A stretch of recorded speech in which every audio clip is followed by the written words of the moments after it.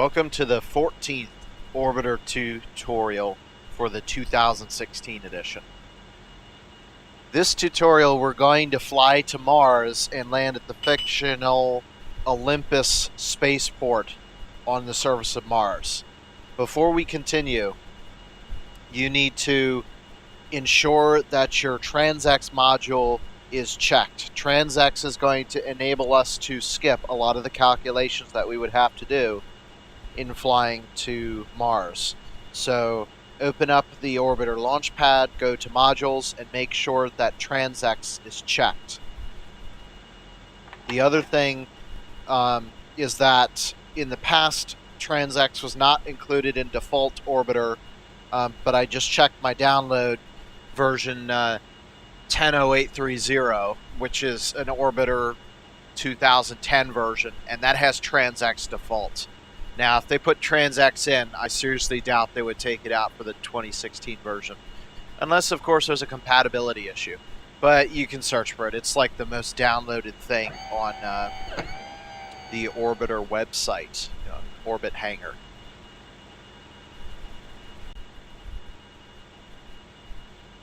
The other thing that I'm going to ask you guys to do is pull up the Moon tutorial part 1. I think it was episode 13, part 2. And I might have said this is the 14th tutorial. It's actually the 15th. Anyhow, if you go to the end of the video, the last minute or so, you'll see the spreadsheet as it is. If you created it, great.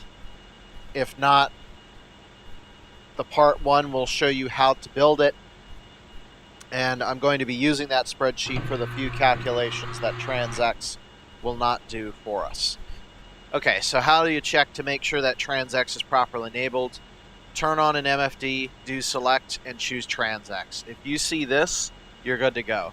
If your orbiter crashes to desktop, you might have the wrong version, or you didn't install it correctly, or there's some weird ghosty stuff going on. So that's it. As long as you're seeing this, you're good to go.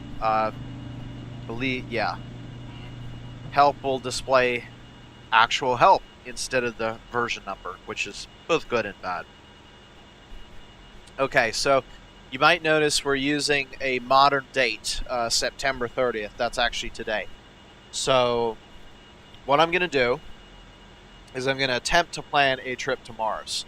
So far, all of our activities have been Earth-centered. Going to the Moon, going to the ISS, going to Mir. It's all around the Earth. So it's not an issue of timing because you orbit the Earth in 90 minutes. But here's the problem. When you extend this to Mars, we run into a bit of an issue.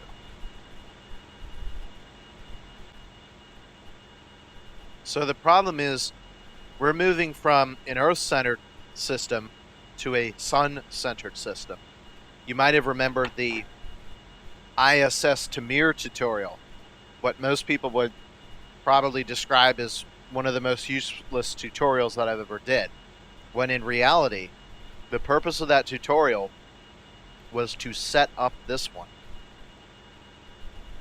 So the major body in that case was the Earth, and we were going from ISS in a body orbiting it to Mir, another body orbiting it. And there was Mir. And in our case, we're going from the Earth to Mars, and the central body is the Sun. And the situation there is that we can't orbit the Sun for tens and hundreds of times waiting for the orbits to synchronize up, because we'll be up there for hundreds of years. So what you have to do is you have to perform your change and orbit synchronization in one simple, easy transfer. You do it all at once. It's called a home-in transfer. but it can only occur at one time during the year. And it's 1 year because the Earth is an inferior planet to Mars. What controls the time is the synodic time, and that's controlled by whichever planet is inferior. So if we were going to Venus, the time would be less than 1 year because of how fast Venus moves. For anything else, it's exactly 1 year. Well, that's not true because the planet's going around as well. I think it's like 2 years from Mars, and then by the time you get out to Neptune, it's like 1.01 years or something like that. I have it in one of the books that I own, but I don't have that table memorized. So we may find out that we're trying to plan this thing, and then all of a sudden find out we can't continue with the flight the way it stands. And more than likely, the chances, yes. In fact, the chances are about 1 in 120 that it'll be correct. So here's how you plan. Power on your MFD and select TransX. So this is the TransX MFD. Your mage shows the major body. The major body is the big circle that is gray. So in this case, it's the Earth. This represents the Earth. Now, TransX is really cool in that it will actually read the config files of the planets and tell you where the atmospheric limit is. So if you're drawing an orbit here, the outer blue circle actually represents the atmosphere. So as long as the green doesn't contact the blue circle, you're in an orbit. And it doesn't matter how close you get to the blue circle, just so long as you don't go inside it. This major radial is the radius of the Earth. That's a constant for the Earth. It always displays here. Focus PED is what time it's going to take to reach our periapsis. APD, time to reach apoapsis. The date at which we're going to reach periapsis, and our current inclination, which is 36.91 degrees. And then you have this Vera stage 1. That's your planning stage. Right now, we always start at stage 1. That's also viewed here. And then we have the option here to select target for planets, moons, or none. So this is the setup view, but we can also change it to maneuver mode, which is kind of useless right now. We'll use that later, though. And those are the two modes that we can use right now. So we can select a moon, the moon, and you think to yourself, wait a minute, couldn't we have flown the previous episode on this TransX? And the answer is yes. In fact, it would have made it much easier. But because I wasn't sure whether or not it was included, and because, I want to make use of every MFD that we have, I didn't do that. So, here we have the same option here, but this time we have made a selection, the moon. This CLAPP means the closest approach given our current orbit, which really we're not going to be getting any closer than where we are now. So that's simply the Earth-Moon distance. If we developed a transfer orbit, this closest approach would go down. So when you're trying to go to a planet, that's the thing that you're trying to get as low as you can. You want to get it to about the planet's radius plus about 1,000 kilometers. If you don't do that, you're not going to hit it. So for the moon, you want to get it below 1 m for sure. For a planet, about 50 m will get you in the vicinity where a small course correction can be done. If that's not the case, you need to perform an orbit correction immediately before you leave. So, this sphere of influence, which we're going to do. This enclosing velocity says the total enclosing velocity at the point of interest, which for us is the closest approach, the periapsis. So if I do nothing, we'll fall towards the center of the Earth, and when we go around the center of the Earth, we'll be doing about 1.2 kilometers per second. So it's kind of useless right now. and it will also give us what time we will be there in the point of interest, which is 58,931.7, which is right now. So this is actually referring to apoapsis. Interesting. And our only other option, because the Earth only has a single moon, the moon, the other option is escape. So if we went back to the moon and I press FWD, that will select the moon as our stage. Now, TransX is supposed to be able to replan, but I have the buggiest version ever.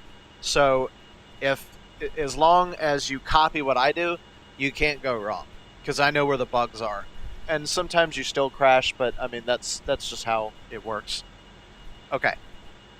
So I'm going to press this plus button. We're going to go back to escape. Now press forward. Watch the major body here. Okay, suddenly the major body has changed to the sun. But we now have the minor of the Earth. So here's the Earth. We're actually here. We're going to plan everything from stage 2. Stage 1 and 3 are for tweaking. The real magic that transfer MFD could not do is stage 2. This is what makes everything tick. You notice here the major radial? That's the radius of the sun, 696 megameters. Enormous.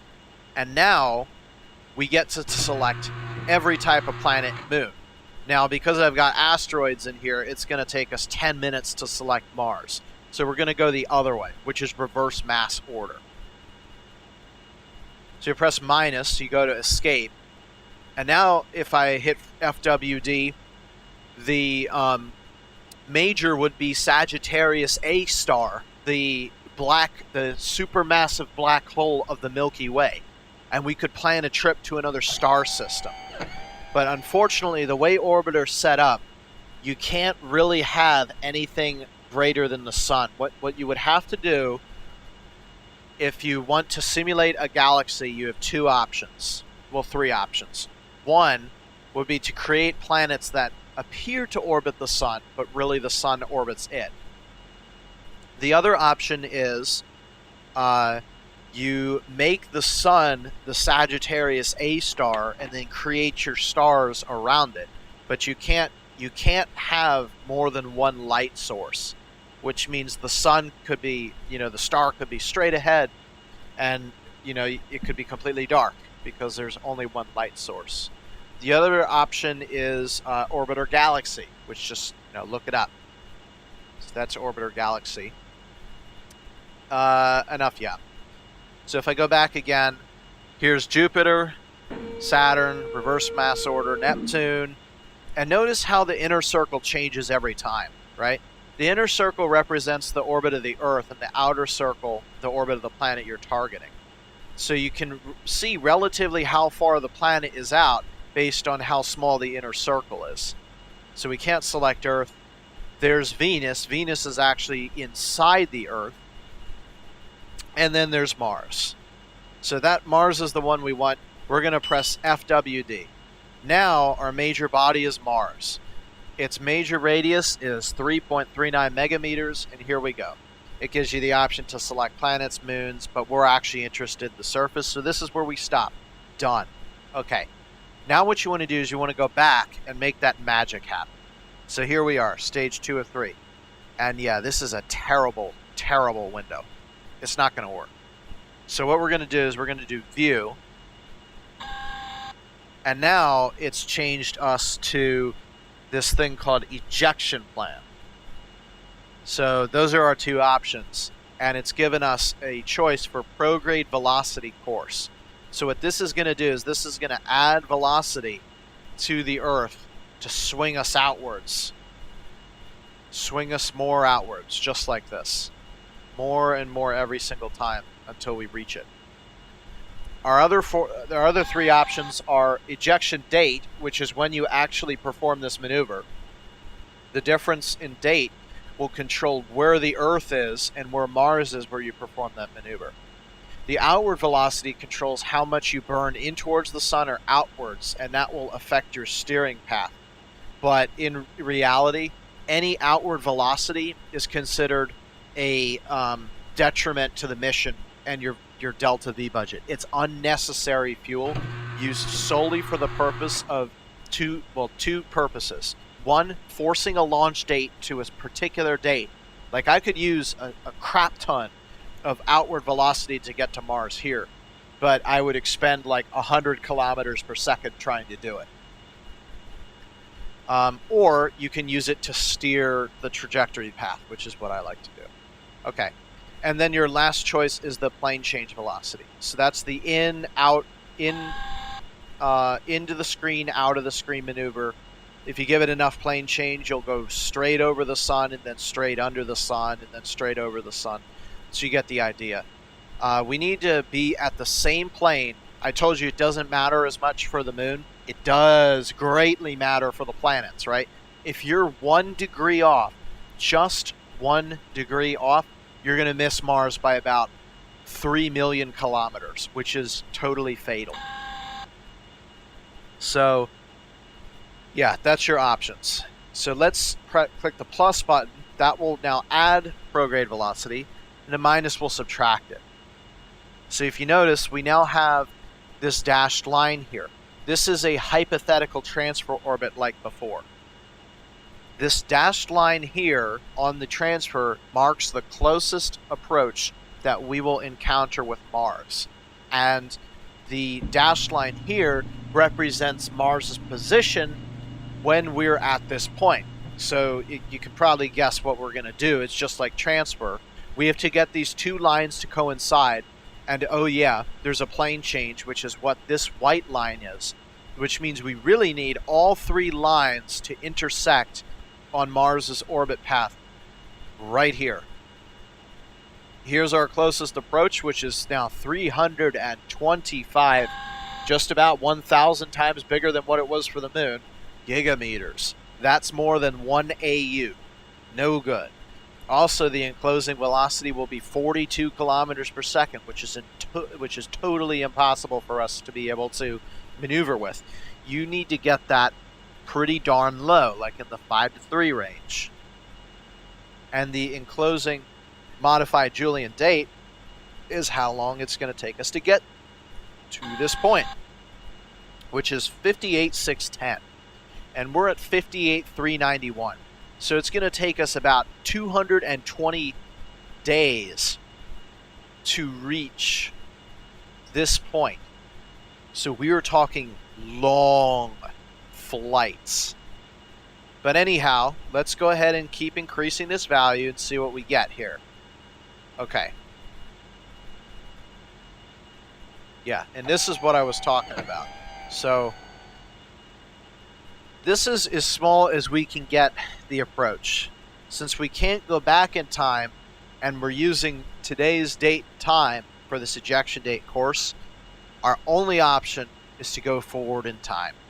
There's just no way we can produce enough outward velocity to do this. We're already, at 3.5 kilometers per second, which, by the way, that's not much more than the moon. When you go to Mars, and only Mars, well, Mars and Venus, your expenditure is not here, it's here when you get close. Now, for Venus, it's very easy because you can aerobrake. You can also aerobrake for Mars, but it's so hard to do that I'm not going to even attempt it in this DeltaGlider. Okay, so let's go forward with an ejection date and see what happens. So we are going to have to go pretty far in order to get a favorable system here. And this is what I was talking about, where you really don't have much of an option for when you go. It's kind of when everything lines up.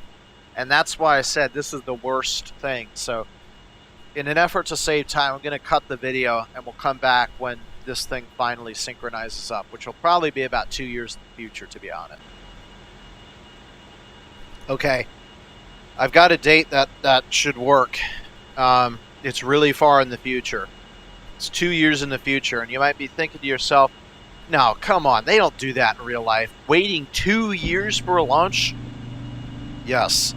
Unless you have an ion thruster, this is your only option. Well, you could do a bielliptic, but again, that's fuel wasting. We don't want to waste fuel. So we're going to keep adjusting this. You want to keep this outer circle pretty close to Mars, where Mars's orbit is. Then you advance the time. There we go. Until the two are really close together. And then what you want to do is you want to ensure that there's a intersection, which is what we have right there. Go back to Ejection Date and just keep playing around with it until the two come together. We're really close now. Okay, there's 5G, 4G, 3G. Okay. At this point, we're now close enough where we need to manipulate this at a smaller scale than what we're doing now. So you want to go until it bottoms out. Okay, right there. And now what you want to do is you want to press this Adjust Plus. And now that's changed from course to medium. So now every time we touch it, it changes by less and less. And that just changed again. So now we're going to go to the next one down. Fine. There's a ton of these for places that it really matters, like Jupiter and Saturn. You got coarse, medium, fine, super, ultra, and hyper. So you can really, really adjust this to like 10 to the 6. Okay, 2494, 493. Okay, that's where it bottoms out, is 493. Okay. So next what I'm going to do is I'm going to go to this outward velocity course and see if this adjusts anything. You want to go straight to fine.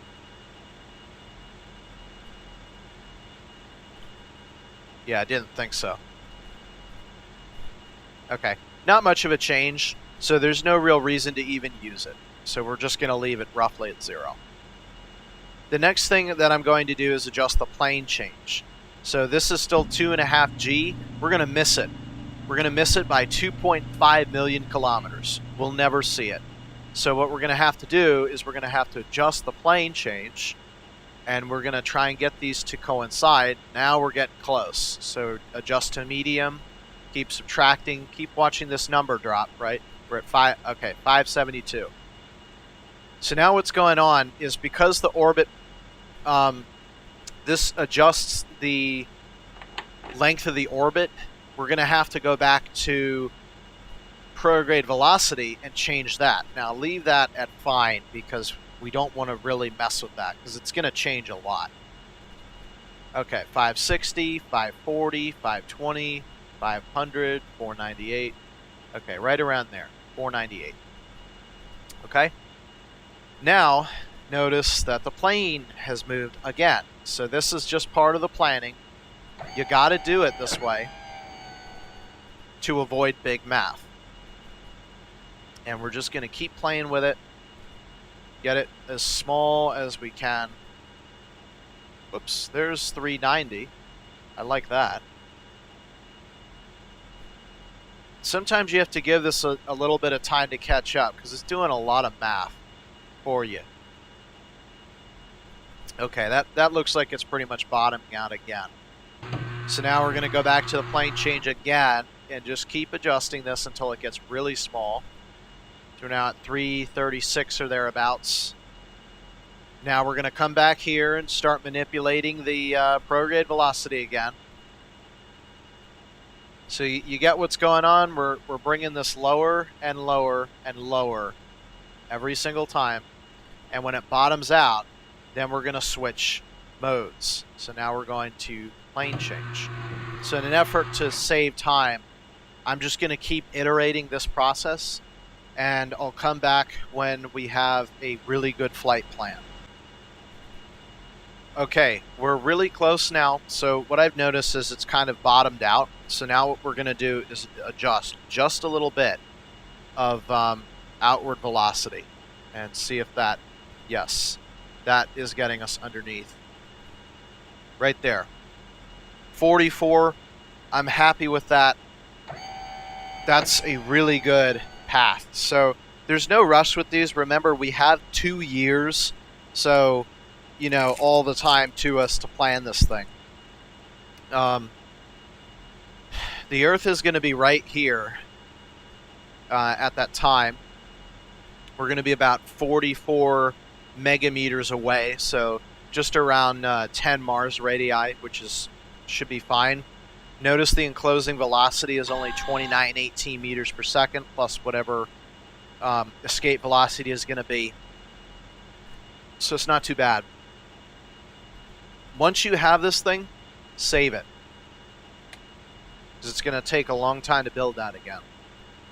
Now notice, orbits move planets move counterclockwise in their orbits around the sun. So there are two options. There's this option, and then there's this option. There's two intersections. The reason I want this option and not this option is because the time it takes to go from here to here is probably going to add about 3 or 4 months to your trip.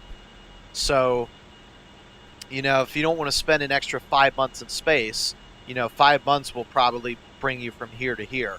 So there's no need to almost double your trip just to get the second one. Just want to fly up as quick as you can. And that's a standard home-in transfer, Earth to Mars. So now we're done. We go back to stage 1. And now you'll notice something completely different. So now we can view an escape plan from here. And we can also do maneuver and setup. There's no need for maneuver. But what I am going to do is begin adjusting our Periapsis distance. So the major radius of the Earth is 6378 megameters, which 6.378 actually. And I want to add, we'll say we're going to start this from 300 kilometers. That's a good parking orbit, okay? So to add that, we want to go to 6678. That's what this PE distance course is, right? So we want to adjust that down to where our actual orbit is. 6678, yeah, that's within a kilometer. I'm perfectly happy with that. The next thing you want to go to is the ejection orientation course. I just recommend leaving that at 0. Keep things nice and simple. Don't do equatorial, because if you do, then it kind of makes your thing look wonky. You want ecliptic, which is this.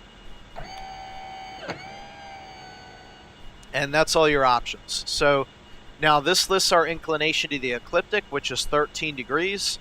We're going to try and get that down as low as we can at launch. And then you have the longitude of the ascending node right here. Now this heading, it will actually auto-calculate your azimuth, so I don't even have to use my azimuth calculator here. We take off, we fly heading 141.8, and what that will do is that will ensure our relative inclination stays as low as it possibly can. After you take off, as soon as you take off, this heading disappears and is replaced with relative inclination. So be sure to note your heading before taking off. This delta V will represent the amount of delta V required to exit Earth and perform this transfer. You notice when we went to the moon, we were at about 10.7 or so. This is 11.35, not too much more. Time to periapsis is the amount of time that it's going to take to reach this point. But here's the really nice thing. It actually does the burn start calculator for you. So now I don't even have to calculate for me when to begin my burn. It will tell me when to begin. It also gives my angle to the periapsis right now, which is 75 degrees, because we're a little bit off from the center here. Semi-major difference is the difference in this angle versus this angle, I believe.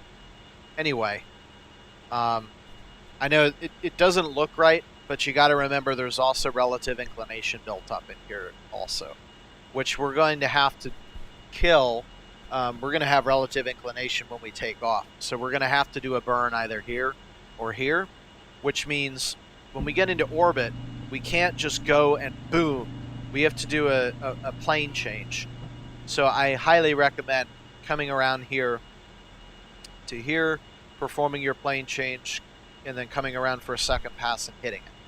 Yes, it would be less fuel efficient than doing it out here, but you also have the added benefit of seeing how your orbit looks in real time, as opposed to just hoping that it's going to end up okay. Besides, we have the extra fuel to spend anyway. So this is it. Our ejection course date, let me see where that is again.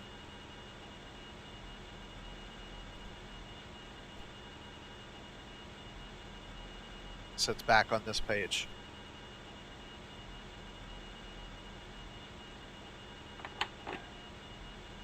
$59,048.0.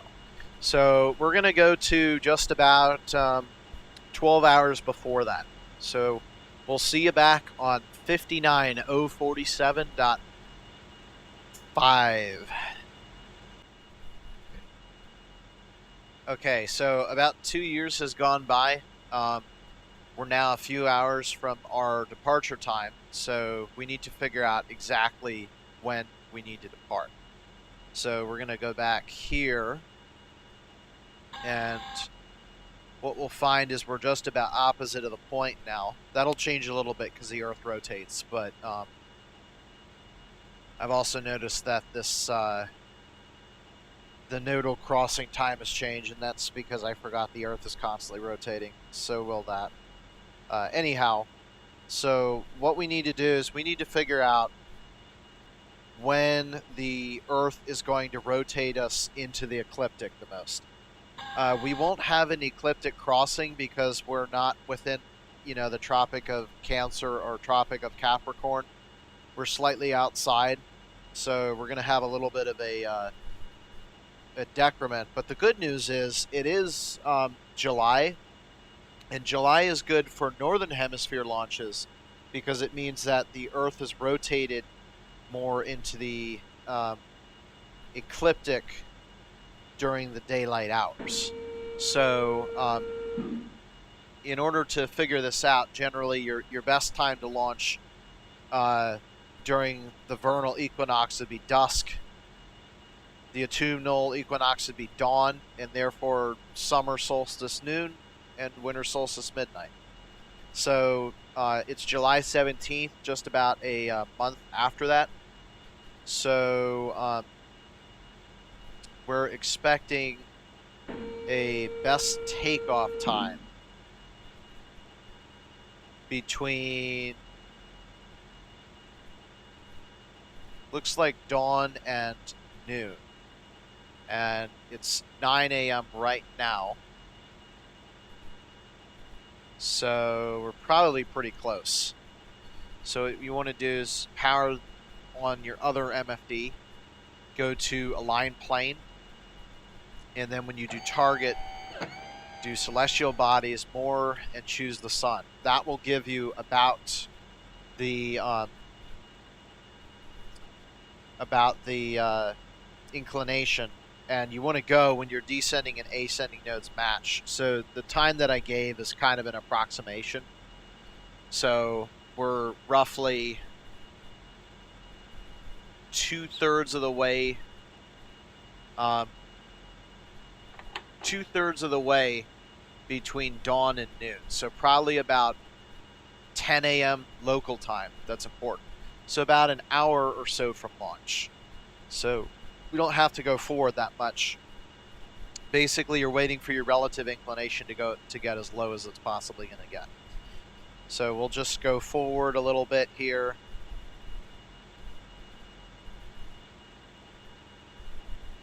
And if you wanted to get really crazy, then you could target Mars, but the rule applies for the sun because the sun is the major body. So you want to, when you perform your plane changes, you want to do it to the sun, not necessarily to Mars. Okay, anyway, changing this back to, whoops, I did the wrong one. So we want Earth, target, sun. Okay, there we go. Just in time. Okay, so getting really close now. We're going to wait till this to level off, and then we're going to go. Ah, I forgot. They're using daylight savings time now. So to add another hour. Plus, you know, we're not precisely at the 75th parallel, or it's not parallel, the meridian. We're not at the 75th meridian, so that's going to cause an issue when it comes to timing. But, you know, that's why we have these graphics here, to be able to tell us, you know, where these things bottom out. So now I'm going to switch over to this number because it's got more digits, and right there, that's our launch time. It just stopped. Okay. So quick save, flip this guy over to surface, turn the HUD on, prefer my red, check everything is full, gonna turn our lights on and check that all our hatches are closed and latched, and we're good to go. So we're going to fly heading 101.8. And it's time to go because we're going to increase. So as soon as we take off, this will change to relative inclination. So write that down because it will disappear. Just configure the map the way I want it really quickly. And let's see if there's one more thing I need to do here. Just make sure align plane is going to show up there. Perfect. Okay, going to Mars. Air flight control surfaces on. Taking off in 3, 2, 1, now. Full power.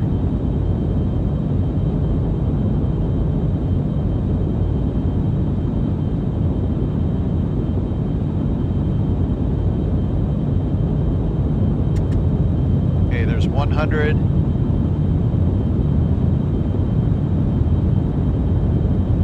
And 160. Okay, gear is going up, throttle's coming back, and we are going eastward to 118.2. There is no fuel to be spared. We are going to Mars. So I'm going to be very careful about my fuel budget here.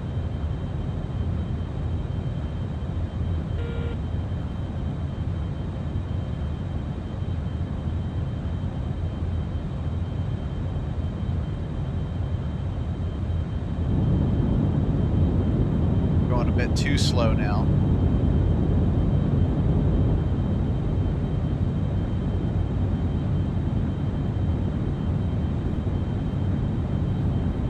Okay. Right under that. Perfect. 3, 2, 1. And look at that. So as things should turn out,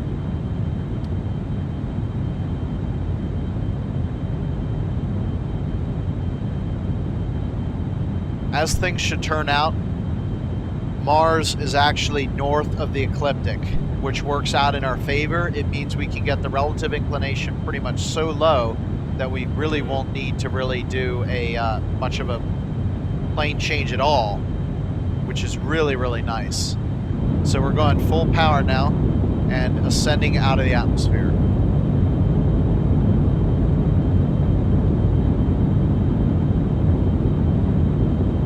And basically my job now is to keep that line flat.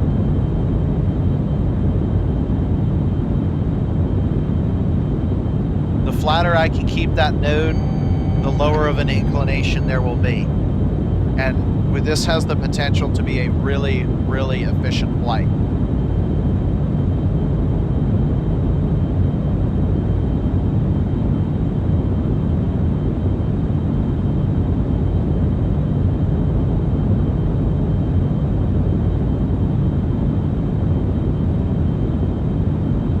So we're actually going to fly this one a little bit out of the plane, and the advantage of doing that is Again, intersecting Mars where we're supposed to. So that's pretty nice that we get that added benefit.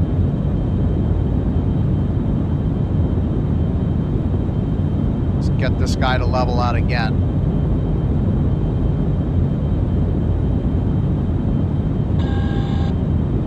Whoa. I am nowhere near where I need to be. We're at only 11 kilometers. We should be at about 20, 23 degrees or so here.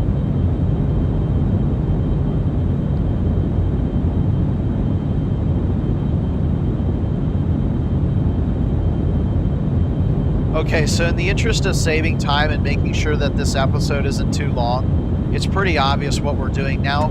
We're going for an orbit to be achieved at 300 kilometers, and all I'm doing is if I see the relative inclination line going down towards the left, then I turn left. If I see it going down towards the right, then I turn right, and I'm trying to keep this as level as I can. And we're basically, you know, going to go forward to achieve orbit. That will ensure that we don't have much of a plane change ahead of us. So that's pretty much it. I will cut back a little bit further into the flight.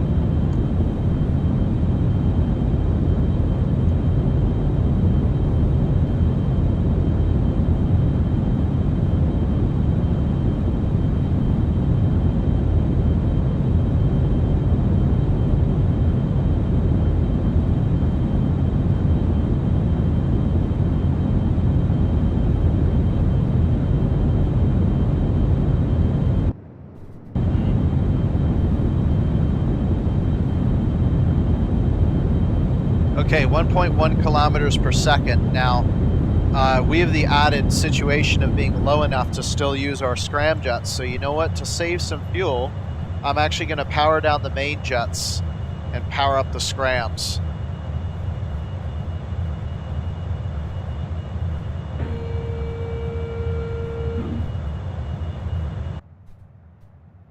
And so what that's going to do is that's going to give us a little bit of a mass boost.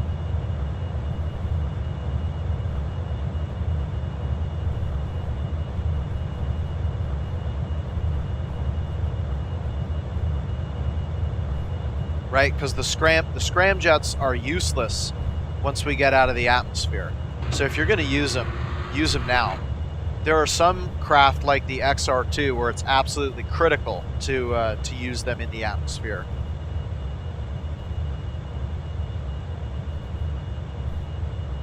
All right, we're going too slow. I'm going to need to add some main fuel here to get fast enough to be able to use our scramjets again.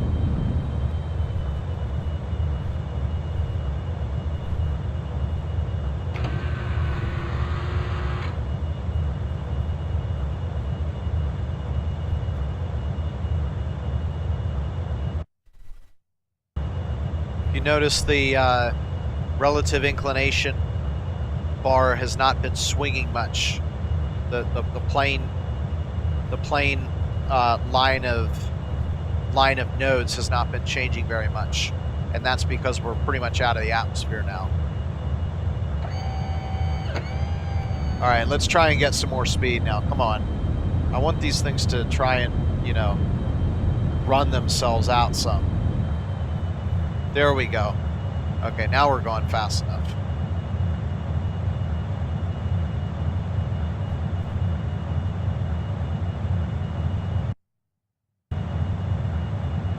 Flip over to our orbit here and see how that's progressing. Okay, now we got some fuel flow there.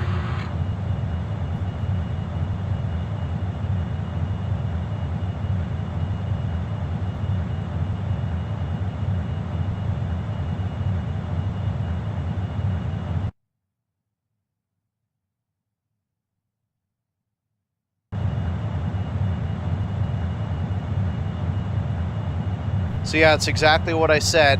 Just keep flying this profile.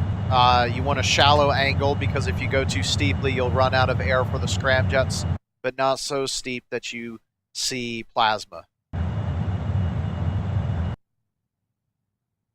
One thing that you should be mindful of when you're using the scramjets is your vertical speed.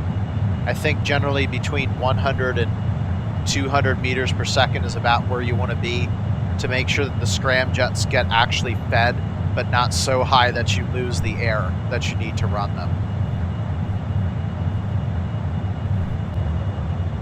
And so this is what I'm talking about.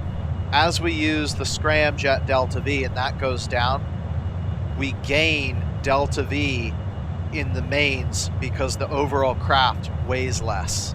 So that's the added advantage of using scramjets early in the flight. Okay, we're losing scramjet effectiveness now. You can basically think of the scramjets a little bit like solid rocket boosters. You know, they'll do a lot for you, but at some point it all comes down to your engines.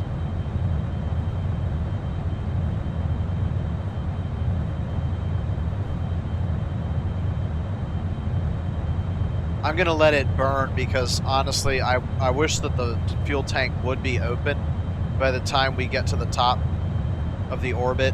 I know that won't happen, but that would be preferred since it's just along for the ride and not really contributing to anything.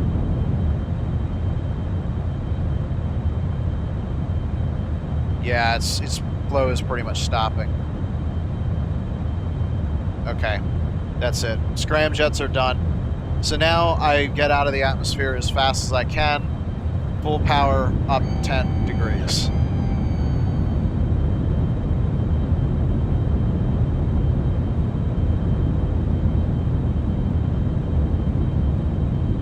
Perfect. And now it's just a normal ascent to orbit.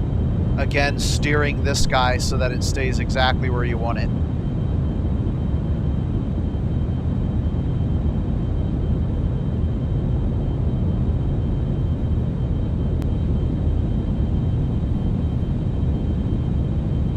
Okay, so here's our orbit in its final development stages. I've really tried to make this one consciously, very much so, a perfect descent, because everything else so far has been absolutely perfect.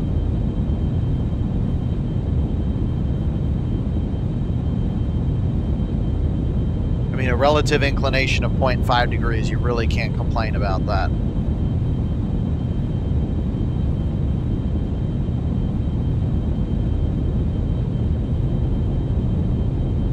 You know, that's something that a real launch, a real spacecraft launching to Mars would use, is the kind of opportunity that we picked, because the relative inclination is extremely low.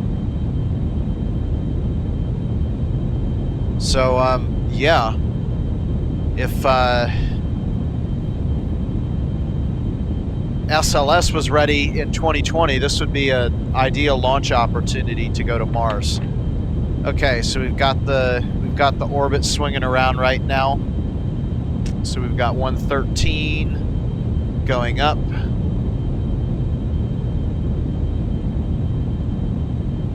Okay, getting close.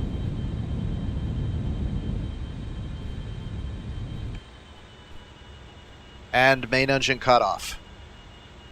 So that's exactly where we want to be. And we have a fantastic relative inclination. Absolutely fantastic. Okay, so what we're going to do now is we're going to perform our short relative inclination adjustment burn. And then we're going to, let's see, it's only 0.66 something 3. I can't see because my overlay is blocking it. But if you look, it says begin burn is 1620 seconds away, but that's not true. It'll give you every single opportunity as you come around, but we want the specific one that's at that time. So what happens if we were to burn here? Well, the difference that it means is Mars, instead of being here, would be like slightly here, and that basically means we're going to need more fuel and more. It's going to take more fuel and more potential outward velocity, so I'm not really interested in doing that. So we're just going to circularize. Well, first we're going to do the plane change, then we're going to circularize. So let's see if we have a slot for a plane change in here.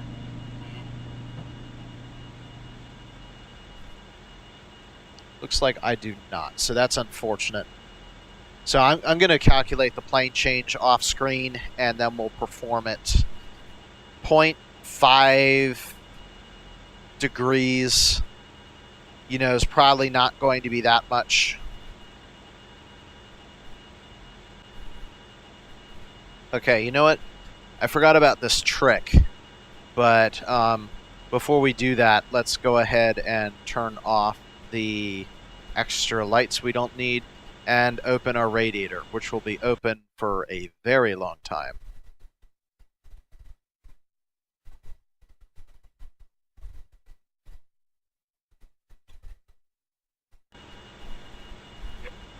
So basically you can enter this ELS and you can get an ecliptic inclination and longitude of the ascending node. So unfortunately Transax isn't very good at defining whether this relative inclination is positive or negative.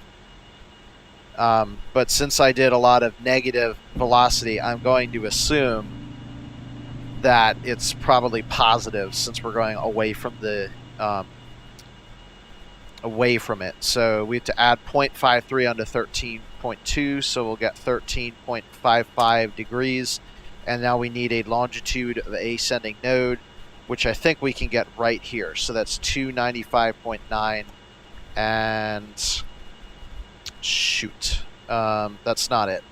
So we should, if we get it right, it should look exactly like it does here on the right. And that's even incorrect. So let's try this again, just tweaking values now. Yeah, that's not going to work. Let's see, 13.06 and 295.9.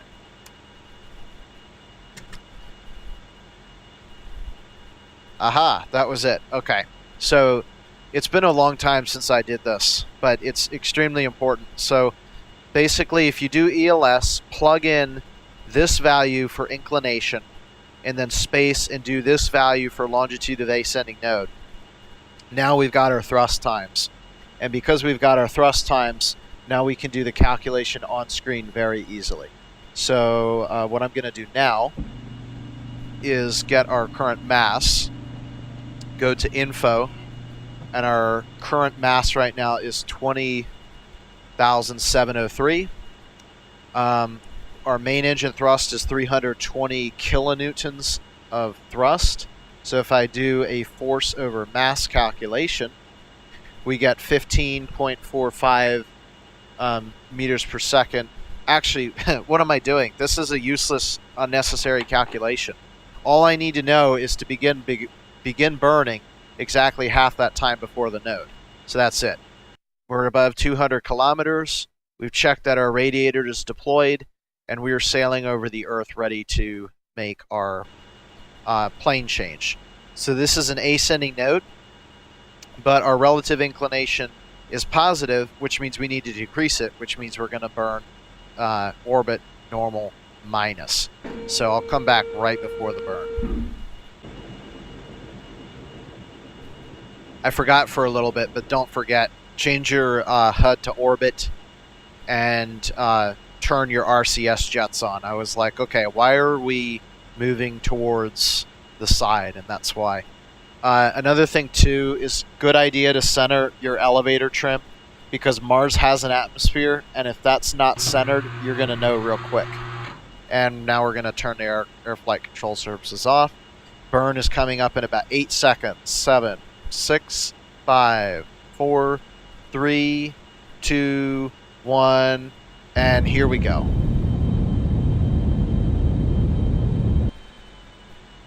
Just a little bit thrust more.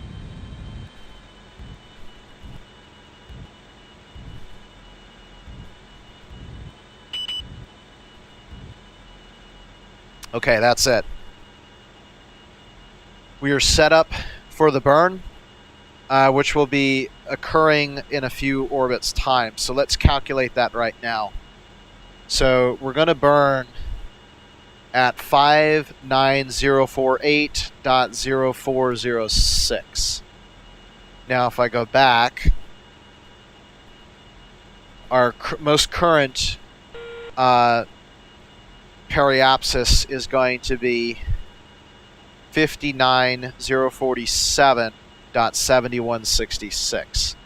So we have to figure out how many integers it's going to be. So what I'm going to do is I'm going to take the above value and then add 1.5 divided by 24 to the value. And that will give me the number of orbits that it's going to take to get there.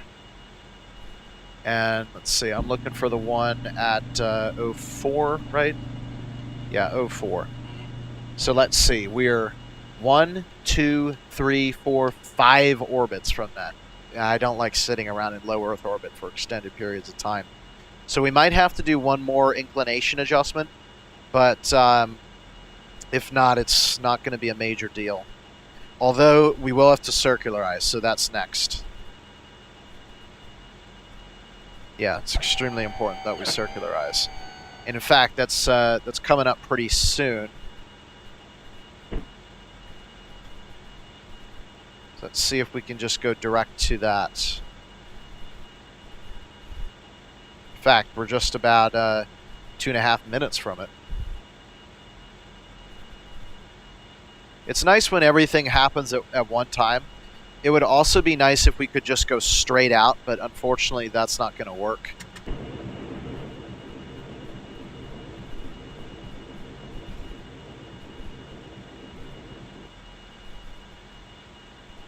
So even though this says Periapsis Distance, this is just a frame of reference.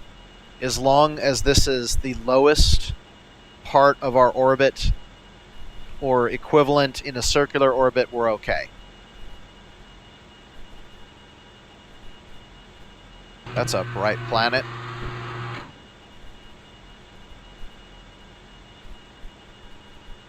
Don't get any ideas. We're not going to Jupiter until I get into the DeltaGlider 4. I can't wait to get back in that craft. This is the last episode with this one. Okay, time to circularize.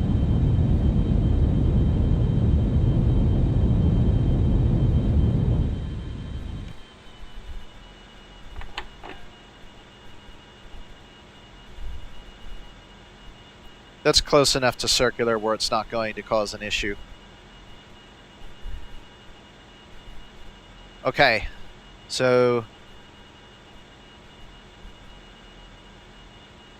we're going to go forward to wherever the last opportunity to perform a plane change is at. Look at this. We would have been better off waiting before burning. But that's just how things go if you don't have an orbit propagator that costs hundreds of thousands of dollars. It is really hard to predict perturbations. Okay, so this is going to be ascending node. We need to decrease. Whoops, no, this is a descending node. Descending node, and we need to decrease, which means we're going orbit normal plus.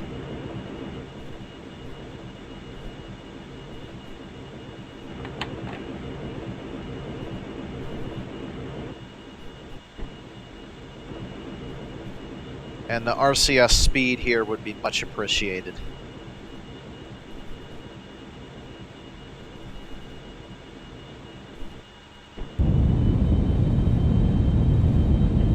Just burn until it comes down to 0.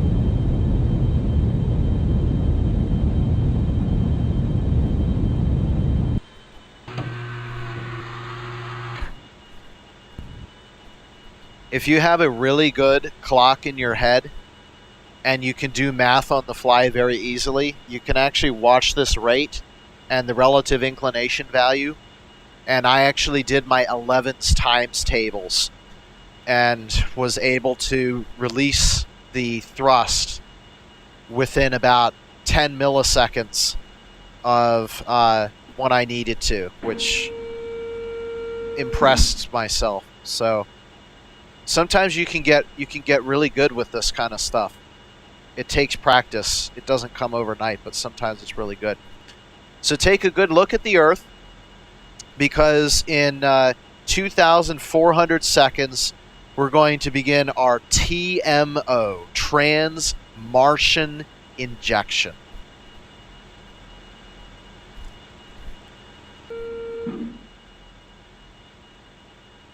Okay, we are 4 minutes from the Martian burn.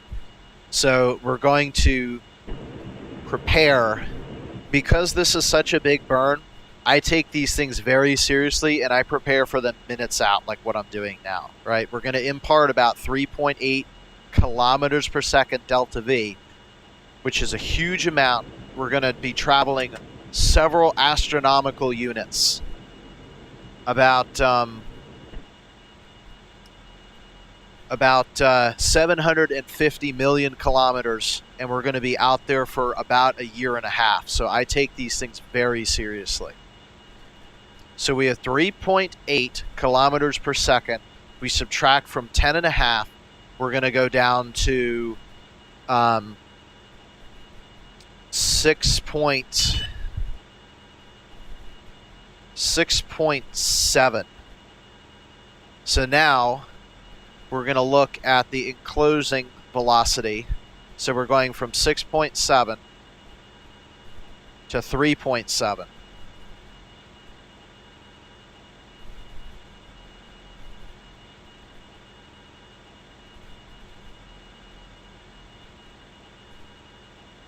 And this is what our approach is going to look like here.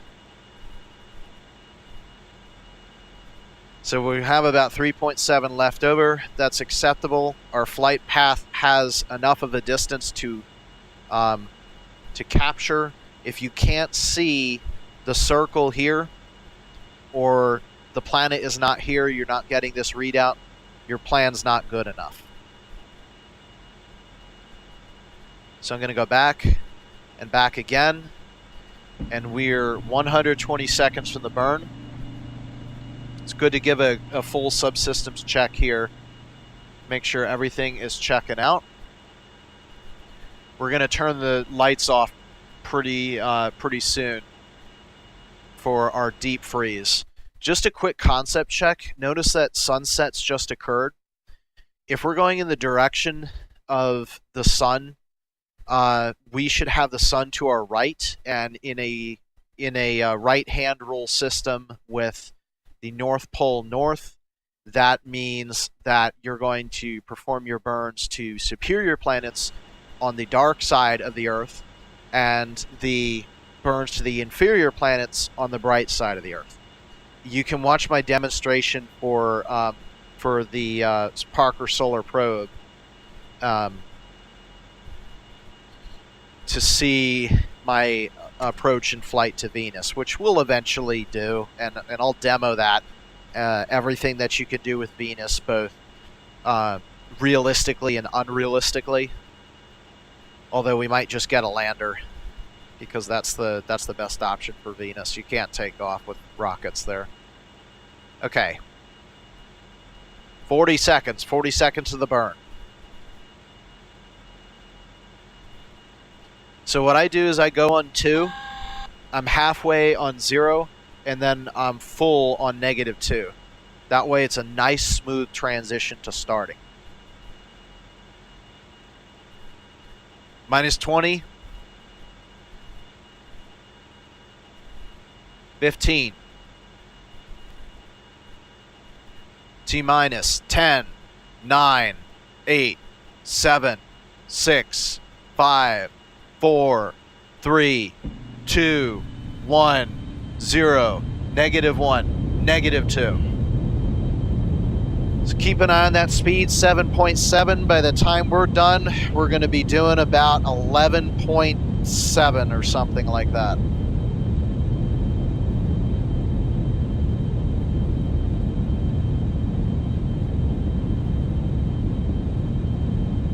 And this is going to be a long burn.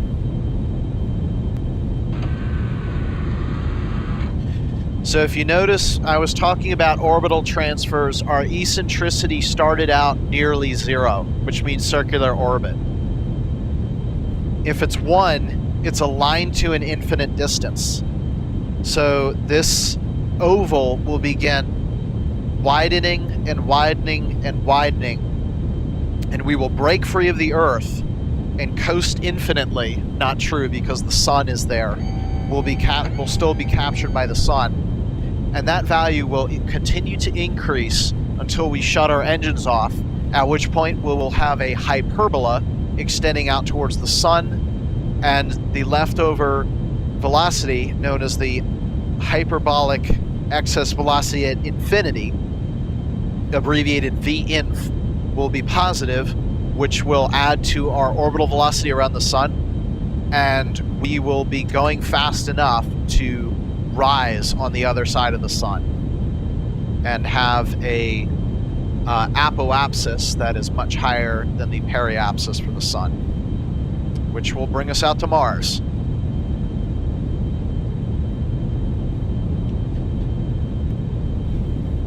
So you notice our delta V is counting down. We're just about halfway through it now.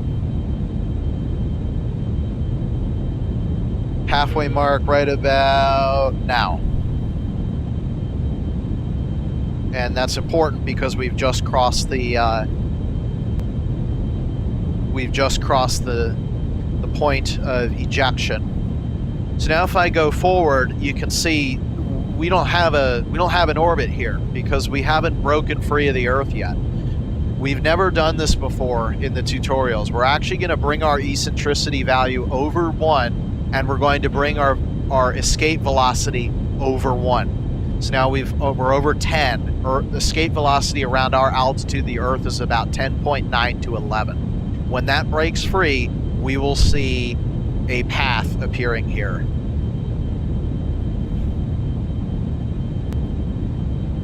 $10.4.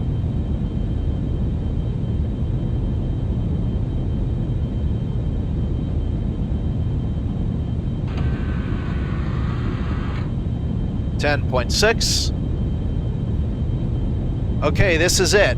0.92, 0.93, 0.94, 0.95, 0.96, 7, 8, 9.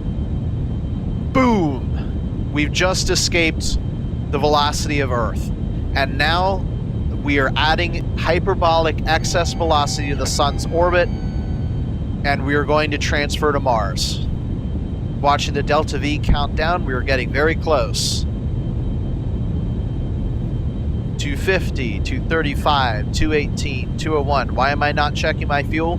Because if we run out now, it doesn't mean anything. We run out, we run out. 47, 29, 12. That's it. Main engine cutoff.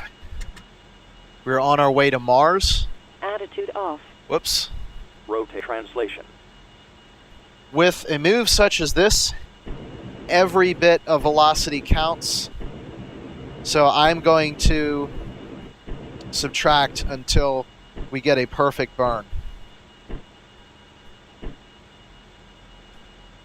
That is it.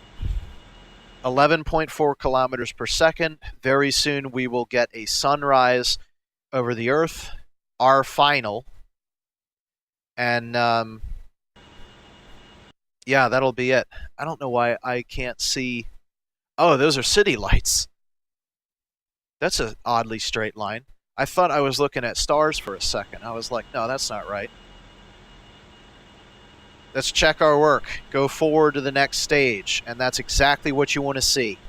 It directly overlays the hypothetical orbit, which means we are on our way to Mars. We're not just on our way out to space somewhere. We're actually targeting Mars.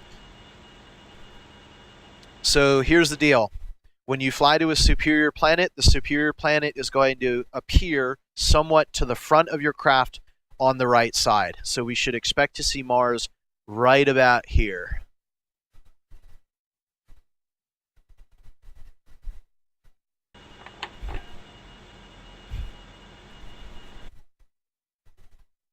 Might have to cheat. Ah, there it is, right there.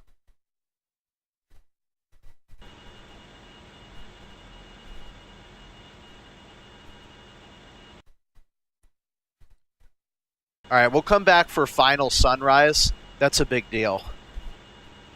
Because, Rotation. always remember to go back to rotation when you're done. Because it's extremely worth noting that we're going to be orbiting the sun for 1.5 years with no planet nearby. The planets will be like stars in the sky. It's not like those silly games where it's like, well, we have a space mod, you know, and you can see the big honking planet in the sky, right? That's not. This is not how planets appear in space normally. We're extremely close to the Earth. That's a planet. That's a planet. There's a third planet out here, but it's so far and small that I actually can't see it. Yeah, that's a planet. Okay.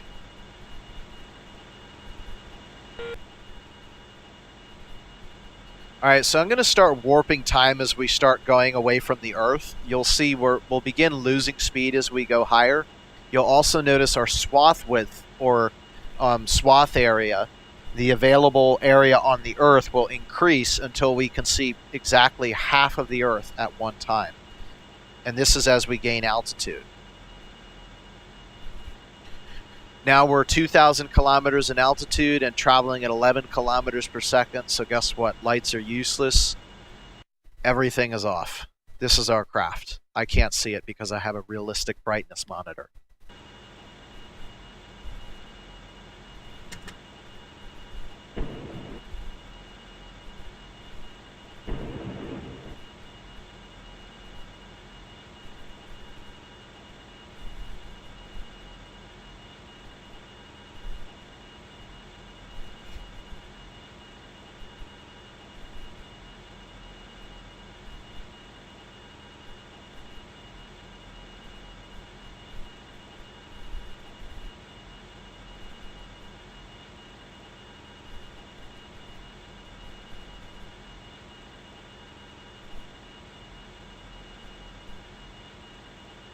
This would normally be a good time to sleep, but I mean, how can you sleep at a period as exciting as this? I mean, this is equivalent as setting out from the port of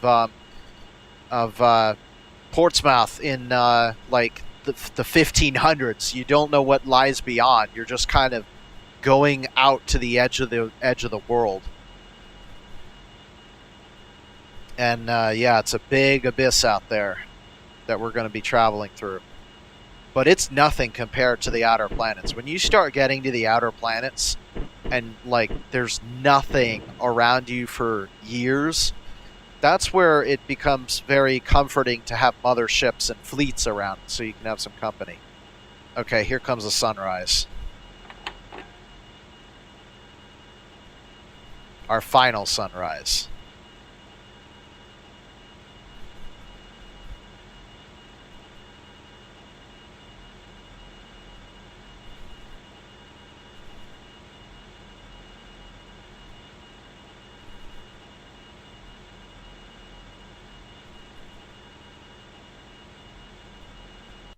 So that is it. Our ship is now in light, and it will stay in sunlight until we reach planet Mars.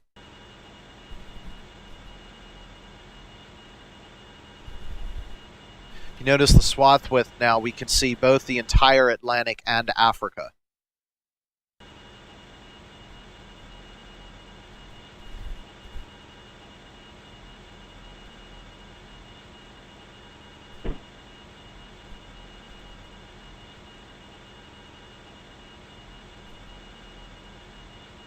So because we had a seemingly perfect flight so far, we're going to roll forward to the point where we lose the Earth's gravity and we become bound solely to the sun. We can watch that value start to tick down if I go back to orbit. Going to 100 times.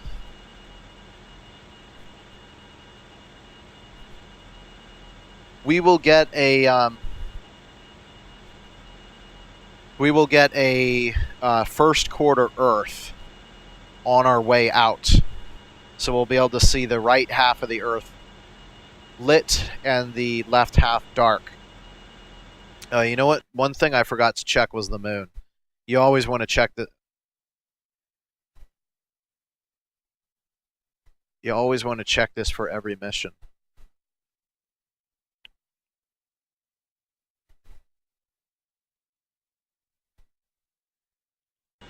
Check our flight path angle again.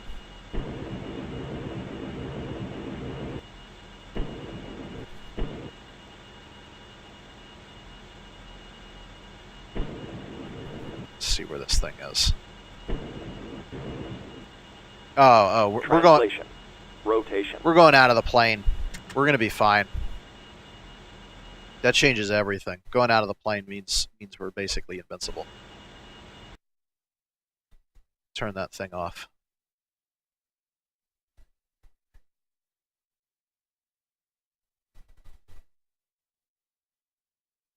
Thousand times.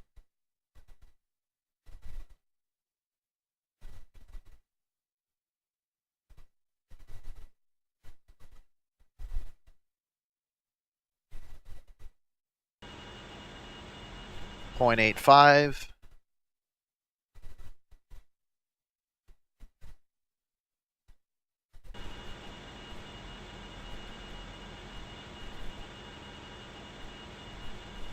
.7. Oh, what the heck happened? It's like the scenery deloaded and it shouldn't have. That's dumb.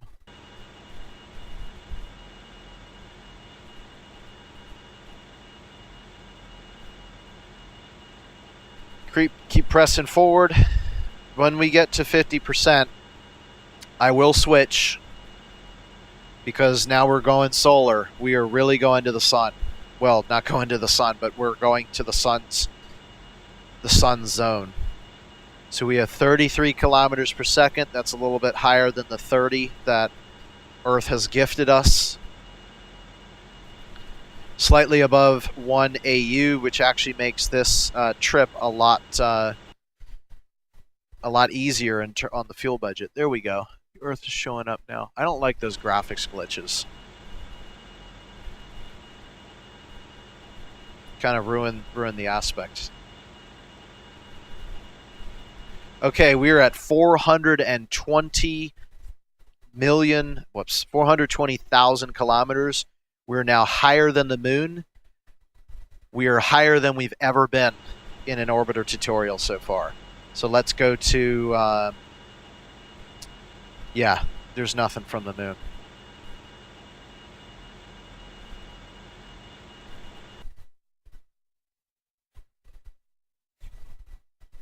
.8 from the sun.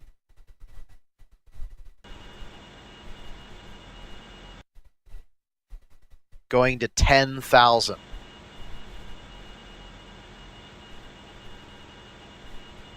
.9 from sun.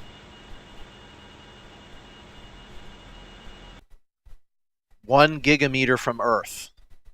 And this is what you'll see now, the Earth-Moon system. Just continually orbiting the sun. 9.7. 1.6 gigameters. We are now higher than the Lagrange points. By every definition of the meaning, including our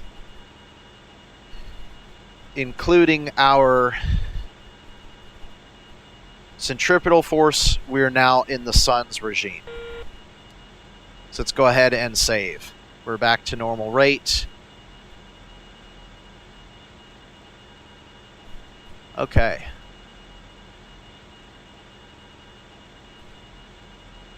Well, this is strange.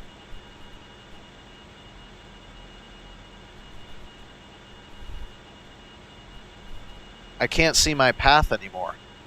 Wonder if this has changed a little bit. So we're going to need to do a little bit of a mid-course correction right now. So let's just start playing with these again and seeing what we get. So 1.4.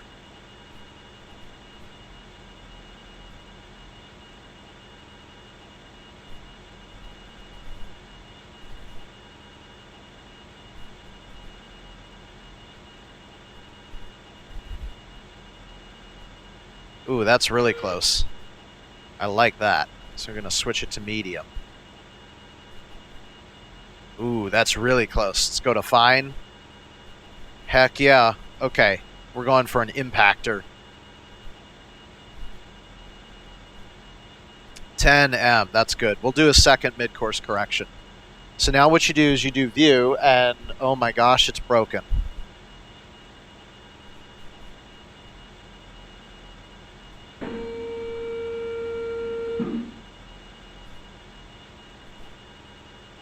I'm gonna try exiting and restarting. This is ridiculous. Okay, so yeah, somehow TransX broke temporarily, so I exited and restarted. And the funny thing is now... Oh, wait a minute. Is this the... Oh, yeah, okay. It saved our... Saved this thing. Okay, so we're going to do a mid-course correction now. And basically, what you do... I didn't describe what happened here. So we planned... You turn the maneuver mode on, and then you adjust these numbers again, right? Just as we did. When you're done, do view, and that'll display the result burn vector that you're going to have to do in three-dimensional space. This is logarithmic, so you'll notice as I get closer to it, it'll start moving faster, and it'll fly across the screen.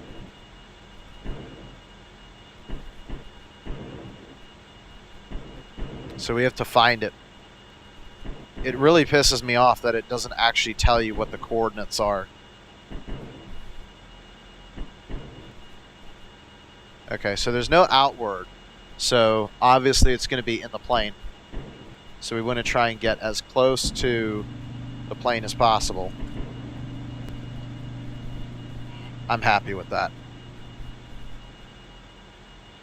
And light it up. It'll tell you that you're 180 seconds beyond. 3 minutes is not going to make the difference in the span of a 1.5-year mission.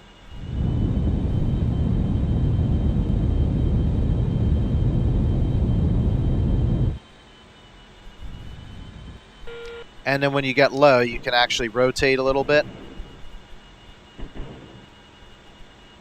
And then you can get even more accurate with this.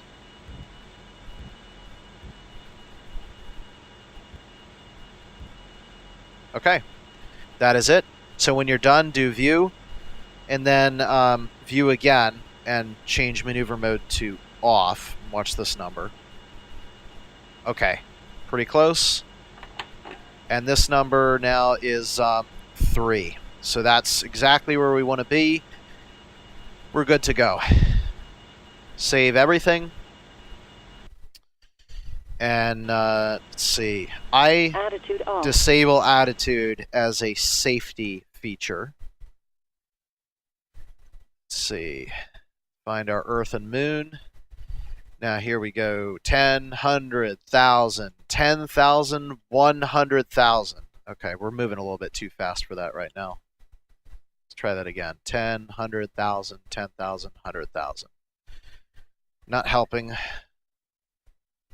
Okay, so what I do in situations like this to try and get a stable attitude, I'll turn prograde, and then wait for a few seconds and then disable it. Try that. Yep, 10,000 and 100,000. Now we'll get to see the Earth and Moon dance a little bit, and the sun is over here.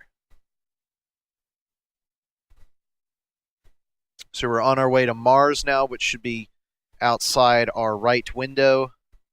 It's going to be a while, even at 100,000 times acceleration. That's the maximum that you can get for Orbiter with default settings. I'm sure there's a mod that will allow you to go to 1,000,000 or whatever else you'd need to get to a planet. But yeah, that's all the distance we've made. So this kind of gives you an idea of how long this takes.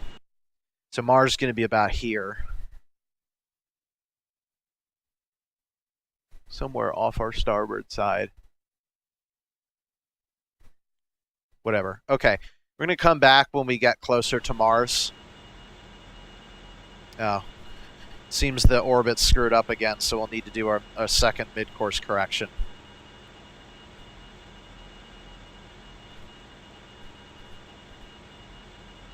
We'll do that once we overtake Mars, which should be almost directly out from the sun now. There it is.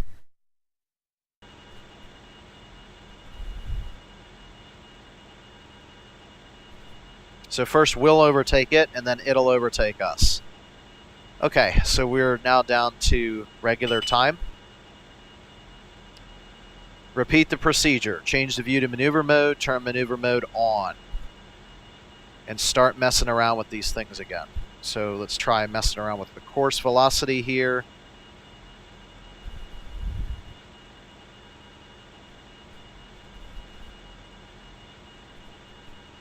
Not really helping out.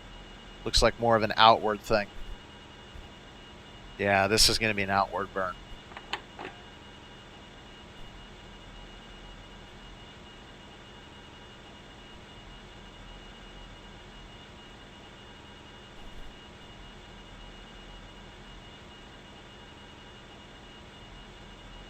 I should have changed that one to medium. Let's see, 150, 130, 125. Okay, that's not going anywhere. So now we're going to change this to medium.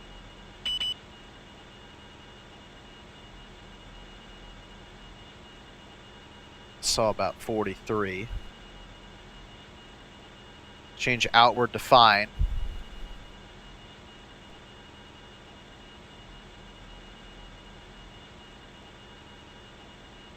For this, we really want to get down to about 5. You know, this is where it starts to really matter. Okay, we're below it. I don't want to actually go below 4 because it might actually cause us to lose a little bit. Man, 250 meters per second? Something must be wrong with this Transex. That's ridiculous. Rotation. 250 meters per second to a mid-course correction is ridiculous. I mean, that's like 5%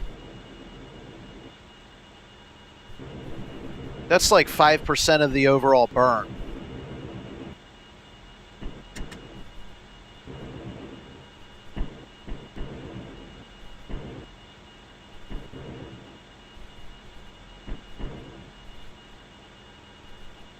Light it up again.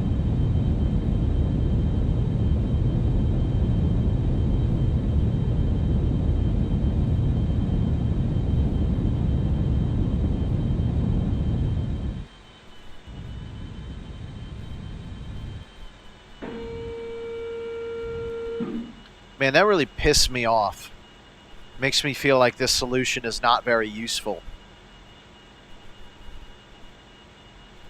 Turn it off, and we went from 4 to 5 because we didn't get it 100% right.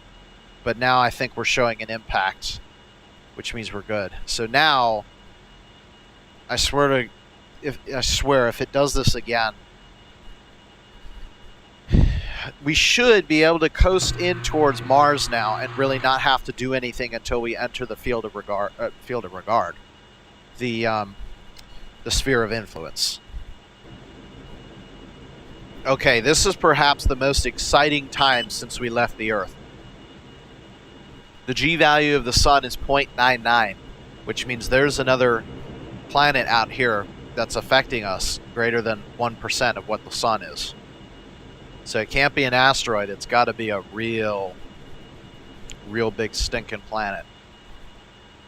As for how we're doing, we have a minimum altitude of 240, which is perfect. If it stays exactly 240, I will be extremely happy. We're probably going to have to adjust it one more time, but that is a very good target altitude for Mars. Remember, it has an atmosphere, and although the atmosphere is thinner, Mars's gravity is lower, so it turns out that the altitudes you want to orbit Mars are about the same as the minimum altitudes for the Earth. We should be able to see a very large Mars out the back behind us somewhere. Where is it? Jeez. Should definitely be able to see it. It's... Oh, there it is. Okay, we're coming in now. So everything looks good. Ooh, shoot. Okay, that's what happens when you don't disable attitude. I can't believe we recovered from that. Sometimes that will... they might have fixed that.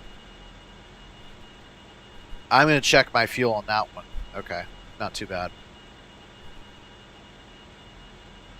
Let's see, I think 10,000.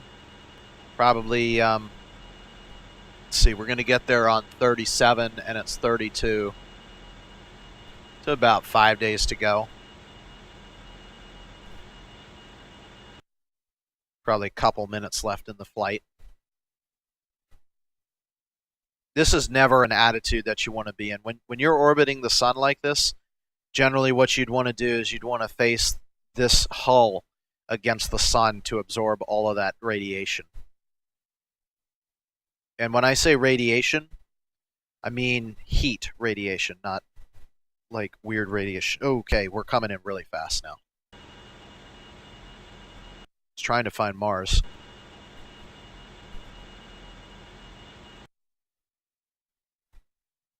So you can see Phobos and Deimos. It's two Mars moons orbiting. Phobos the larger and lower one, Deimos the higher and further one. Both of them are basically asteroids, which means that there's not much you can do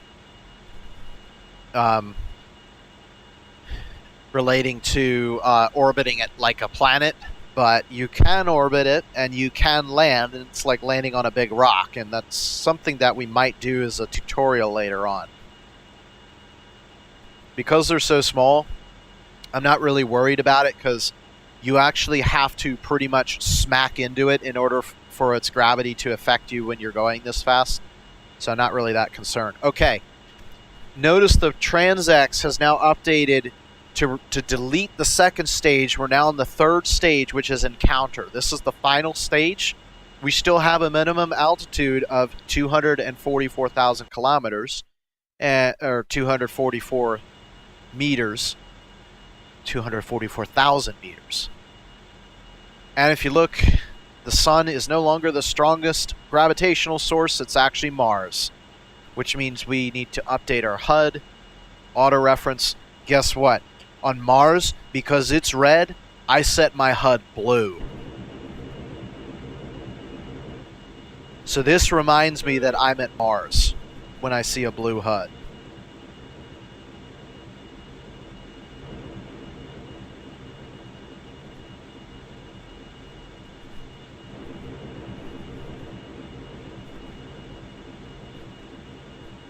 Okay, so you see these numbers here. We should go over them.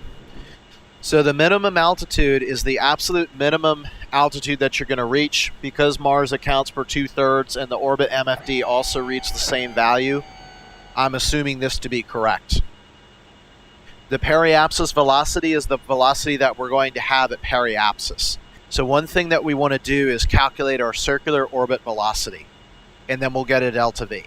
So what I want to do is go to Info, click the drop down, go to Celestial Body, choose Mars, and Mars has a mass of 6.419 times 10 to the 23rd kilograms.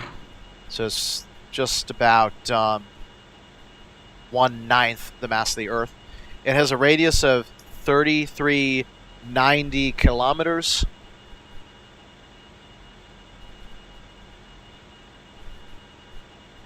And we have an altitude of 244 kilometers. So what I'm going to do now is get our circular orbital velocity, which is the square root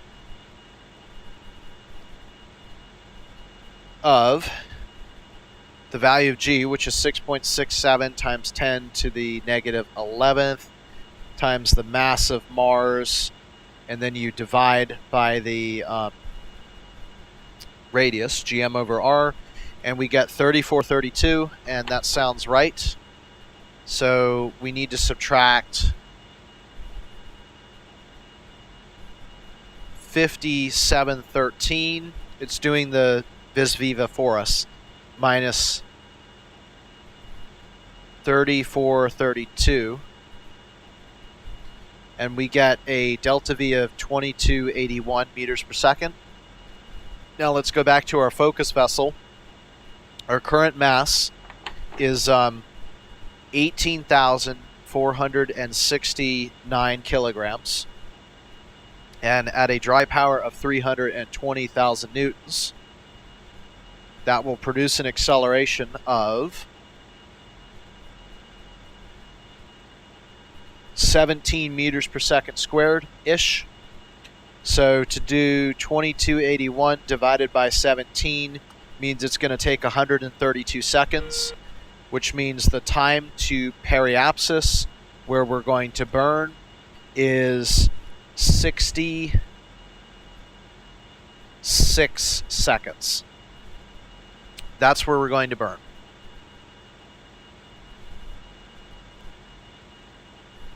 Okay? And we could do an aero capture, but I really don't like, especially after what happened last time, I really don't like aero captures with this spacecraft. There are ones that are naturals at it, and there are ones that aren't good at it. The DeltaGlider 4 is iffy. You have to know what you're doing, but if you do it right and you work the autopilots correctly, then it can work. The XR2 Ravenstar is an absolute natural at it. So as a result, I actually prefer the DeltaGlider 4 for missions that do not involve an atmosphere, and the XR2 for ones that do. So I'll go over why that is a little bit later.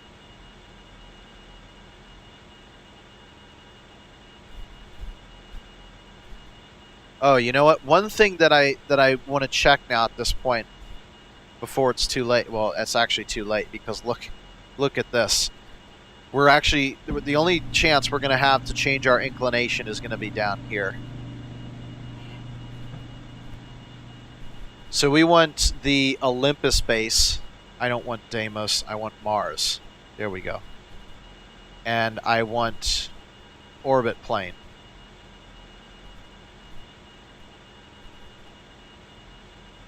Okay.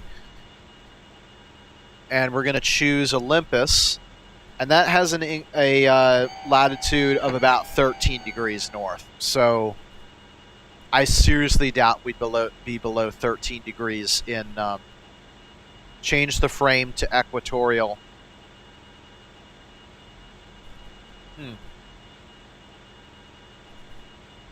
You know what? I think it is low. Okay, well here's a node, so we can adjust the node there. I forgot, you got to change it to equatorial, because you're not dealing with ecliptic now. This is Mars. So let's go forward until we reach that node. Although, real quick before I do that, want to...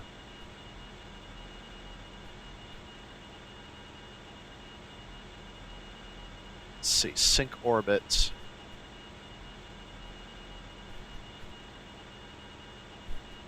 Oh, wait a minute. I don't want sync orbit. Jeez.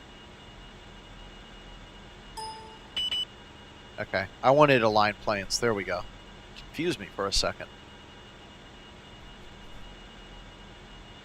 It has to be orbiting spacecraft. That's kind of dumb. Let's see if I can put in an ELS.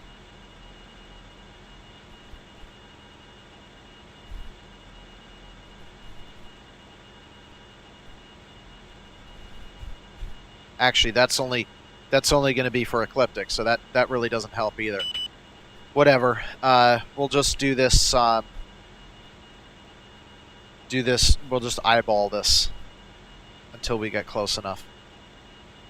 By the way, you can start to see some features now on Mars. This big guy right here, that's Olympus Mons, and that is one of the moons. They're actually getting pretty close. Which one is that? That's actually Deimos. Go back to my normal 50 degrees. Geez, are we really that close to Deimos? That we can actually see it?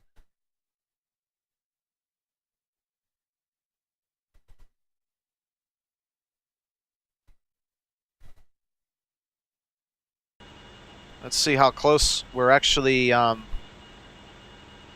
less than 11,000 kilometers from it.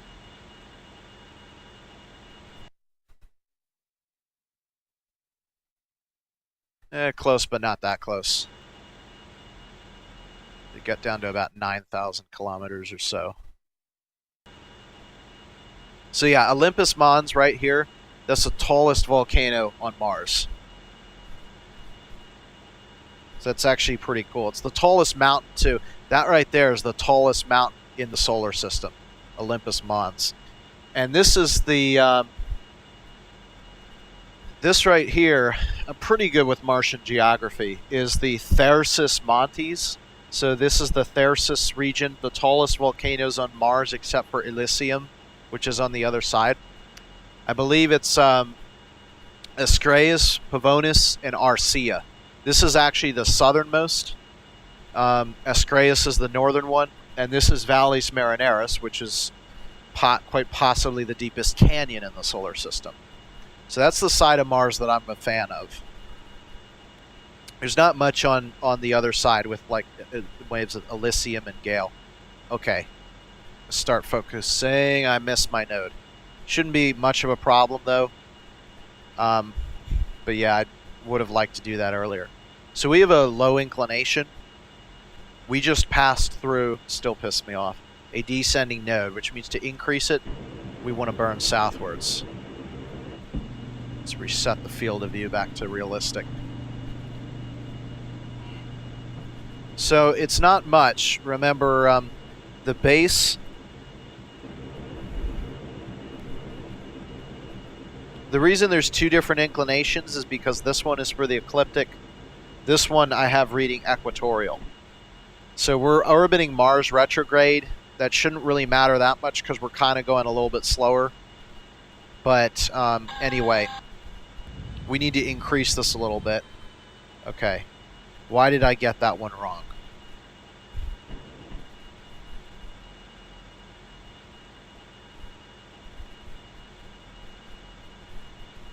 See, it doesn't really tell you which one it is, but let's see. The map will tell us. So we're in the... That's dumb. It's not even tracking us at this point. Here we go. We're north. Ah, that was an ascending node. That's why. So you need to go plus. As quick as possible.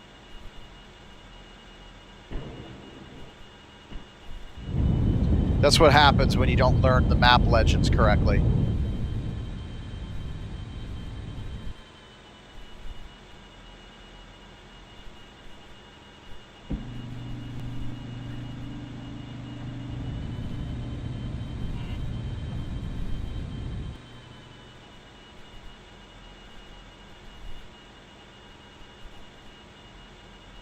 Well, that stinks. We've actually lost. So I did it too late. Cone open. So what we're going to do is we're going to reset to where it's as low as we can get it. Hate it when that happens. We're just going to have to do it the hard way. Turn prograde again. We got plenty of fuel, so I'm not really worried about it. In fact, less fuel the better, because it means we re-enter easier.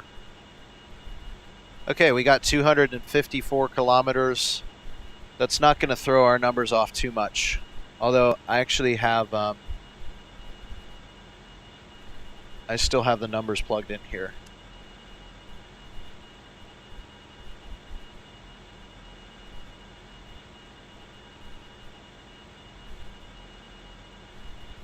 Now it looks like we're talking about 3427. Yeah, that's 5 meters per second difference. And there's Phobos. Wow. That's very strange that, you know, both moons are like right next to us as we're coming in. So go up to 100 times time warp. Yeah, now we're probably going to get even closer to Phobos.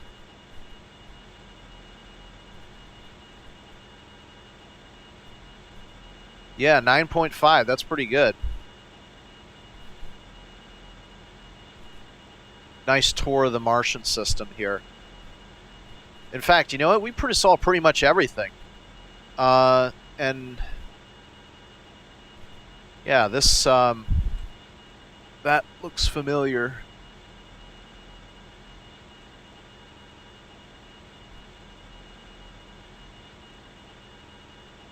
I can't read that. Okay. Here we go. So the goal now is to get captured by Mars. It's going to take a 66-second burn. And here we come. Picking up quite a bit of speed. We're going to get close to the Earth's orbital velocity, but not quite. This is another very critical burn. If we don't do this burn, we're going to go off into space and not have enough fuel left to do anything. So if we miss it, it's the end of the world. So I'm going to stop 2 minutes prior to do a checkout.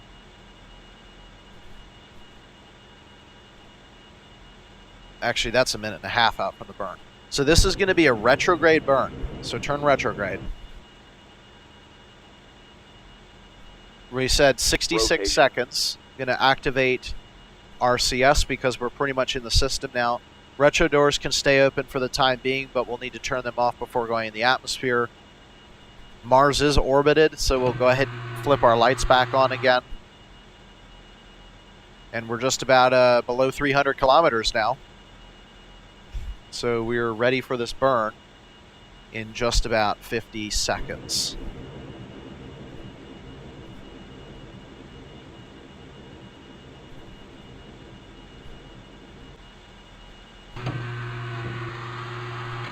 Okay, here we come.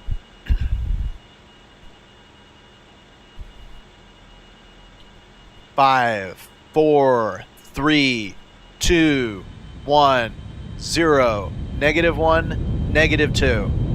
Speed is decreasing. Here we go.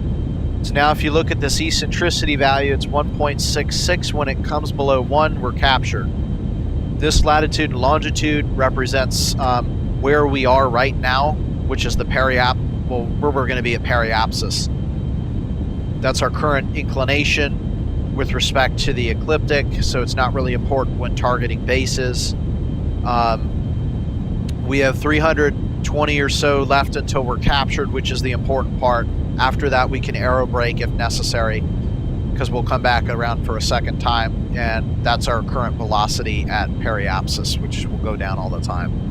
So getting close, 1.05, 1.03, 1.02, and captured. So we're sticking around at Mars now.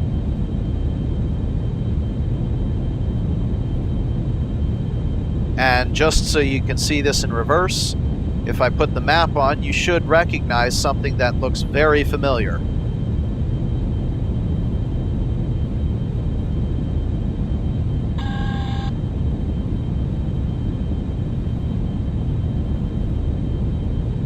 Still doing great on fuel.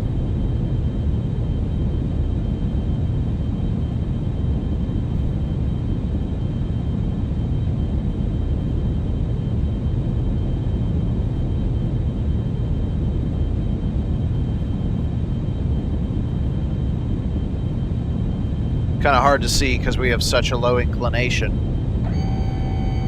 but I'll explain once we stop.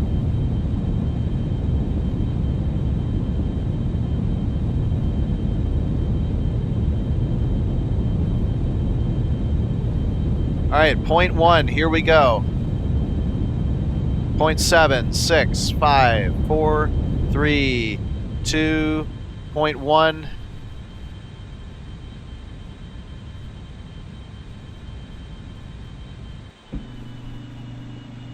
And that's it.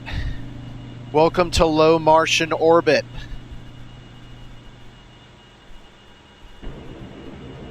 So, Mars has a rotation period or day of about 24 hours. So remember I told you I was concerned about nailing the actual base on the moon with the inclination? That doesn't matter here, because like the Earth, Mars rotates in 25 hours. So because of that, all we got to do is wait 12 and a half hours and we'll be able to reach anything under that swath. So now what I'm going to do is we're going to see our first Martian sunrise and do a plane change.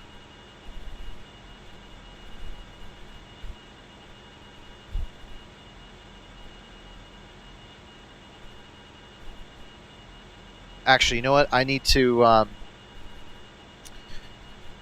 perform a calculation really quick. Actually, I don't think it matters that much. Oh, we're getting close to sunrise. I can start to see the blue glow.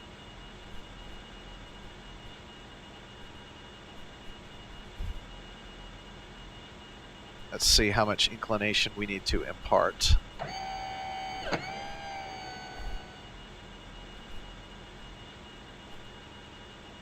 Looks like we're at about 4 degrees and we need to get to 12, so that's about 8.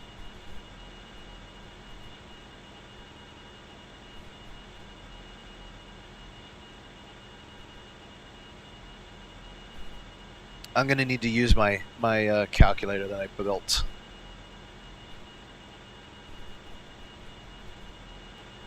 So we're going to need about 487 meters per second delta V, which is about 40 seconds. So,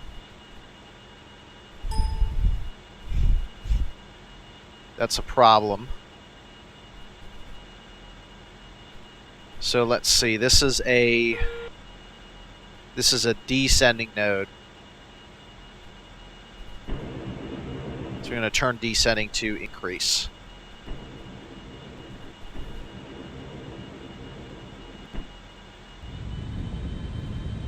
Just confirm that the inclination here changes.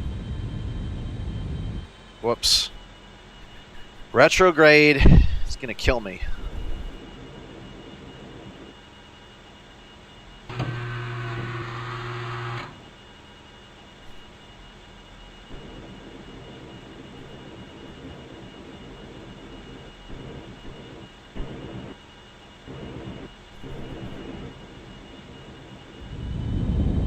Missed the opportunity, but shouldn't be that much of an issue here.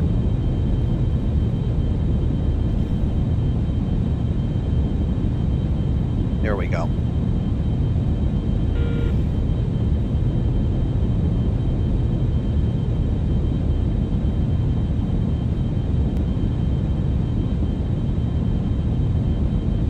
Almost there. Oh my gosh, that figures. So guess what? We're going to have to wait. Right there, that's it. We're actually going to have to wait 12 and a half hours. The maximum possible time we had to wait, we're going to have to wait. But before doing that, let's make the wait a little bit more exciting by seeing a Martian sunrise, shall we?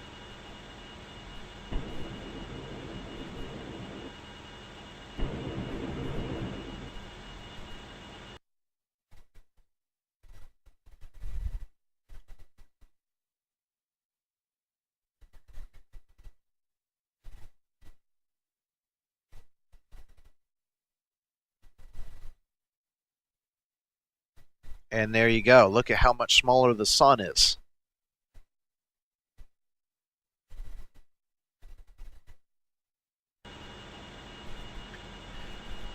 This is it. Pretty much there's nothing we can do now until 12 and a half hours. So, well, not quite that long. Probably more like 8 hours. But we're going to have to wait regardless.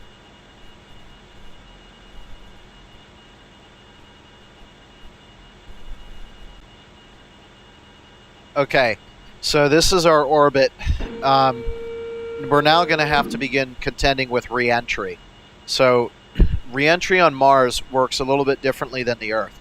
You can use a very steep flight path angle because the atmosphere is not very dense and you're not traveling quite as fast. So when we use the higher angle, what we're going to do is we're going to go about 90 degrees from the base, and then we're going to run our engines until we basically counteract or contact the base with the vector, and that will get us a good area that we can slow down beforehand. And when we actually reach the point that it said we would have impacted, we would have been slowed down. That's generally the approach for re-entry on Mars. There's mods that are better at doing this than I could ever explain it. Like, for example, the base sync and aerobrake MFD, definitely. I'm going to use that probably on most of my future tutorials. Because, I mean, seriously, like, use the tools people give you.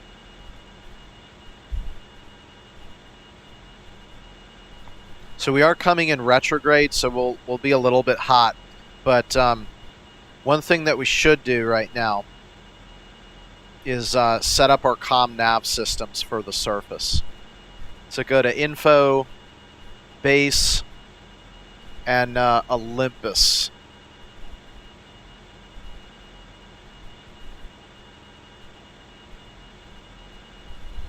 And so we have a VOR at 114.20. Pad 1 is free, 129.70. And we're going to go to VOR VTOL for this and nav 1. So even though we could land like an airplane on Mars, the atmosphere is so dense, or has so little density, that our landing speed would be about 800 miles per hour. So we would essentially tear the rubber off the tire attempting to land, and it wouldn't work. So we're going to have to come down like we did on the moon.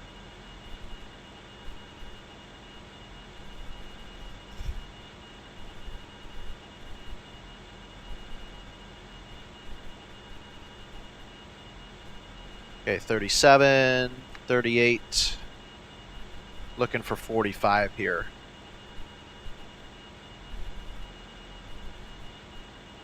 3, 4, that's good enough. Okay, so what we're going to do now is turn retrograde, and we're going to perform our reentry burn.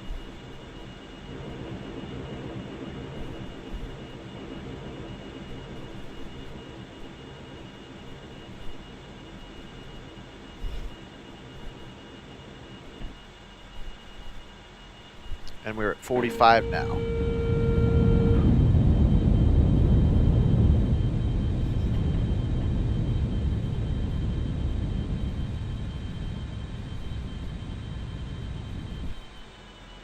Okay, so that's it right about there.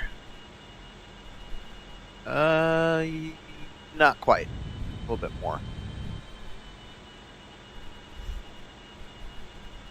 You want to get this thing to end approximately where...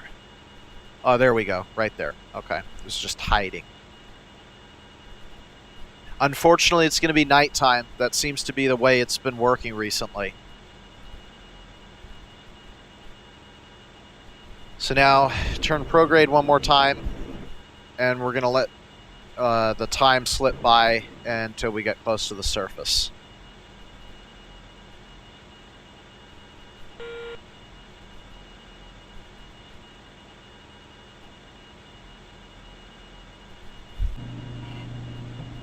Okay, we're reaching the detectable parts of the atmosphere now, so we're going to turn the AF control surfaces to pitch. We're going to prepare for re-entry. So we're going to close the retro doors. Nose cone closed. We're going to turn on our lights, and we're going to retract the radiator.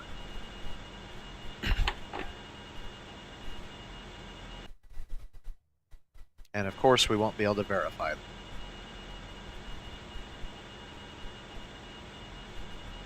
At this point I'm going surface, and we're going to keep this kind of bank angle because we want to sink as much as we can and get to the denser parts of the atmosphere. Mars is extremely thin, so we need all the atmosphere we can get. Ladder deployed.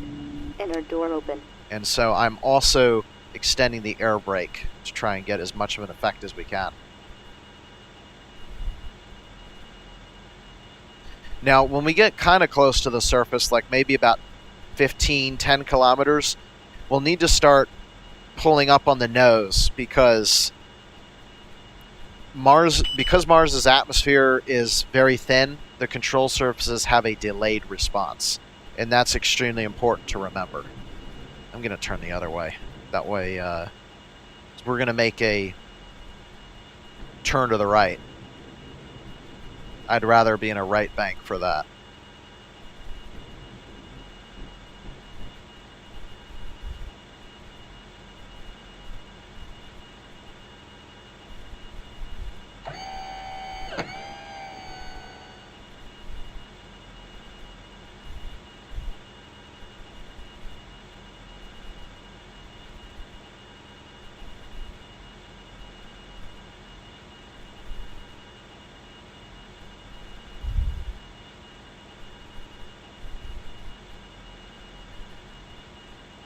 Alright, so we're going to need to do a retro thrust calculation now. So our mass is 16,992. Retro thrust can only do 68 kilonewtons. That's important, so if I do a force over mass, we'll get 4 meters per second squared. We're going to be doing about 800 meters per second when we have to start slowing down. So if I do this right, if we're doing 800 at 4, that's going to be 200 seconds to slow down. 200 seconds to slow down means, let's see here. Means I need to start decelerating when I'm about 80 kilometers from the base.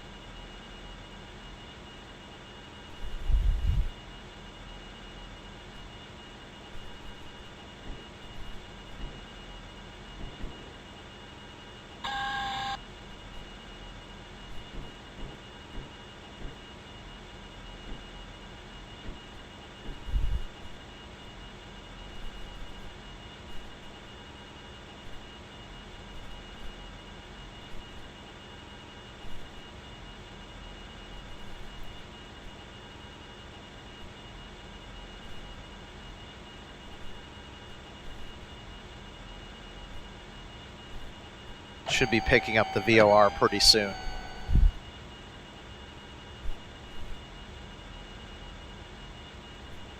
And here comes the Martian reentry.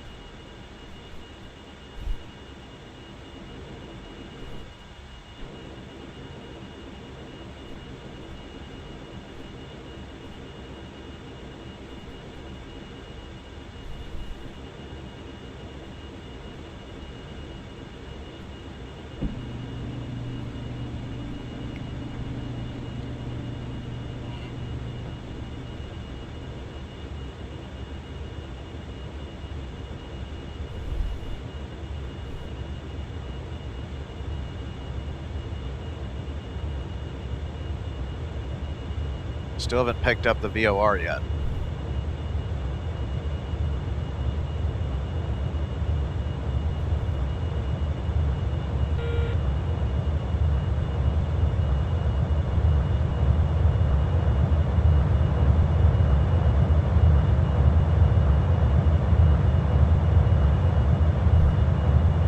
Turning AF control surfaces on. I'm also going to retract this guy a little bit.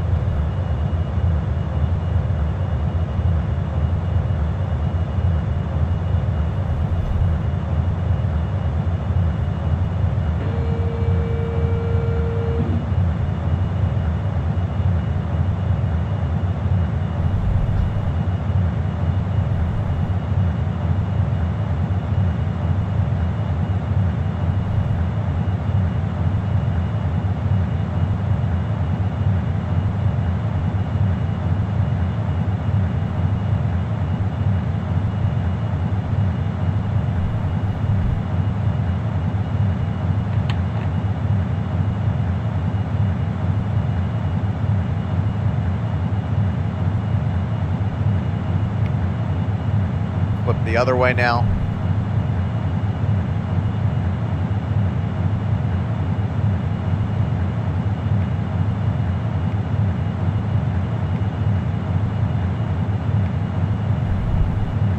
Good. I nearly prevented a bounce from occurring. It's good. Now, unfortunately, this is a little bit of a challenging descent, because immediately after the base is Olympus Mons, which is the tallest volcano on Mars. So, yeah, you can probably guess my concern.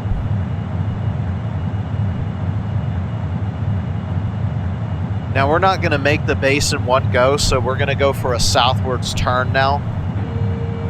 Come back for another pass.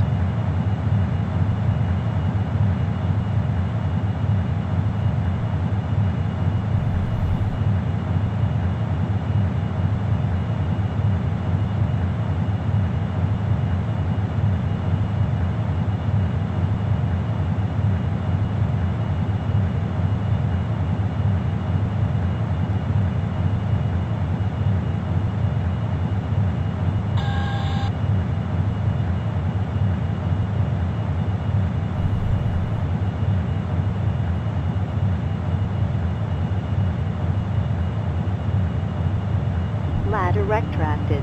Inner door closed. Don't need to slow down quite as much now because we're kind of turning around.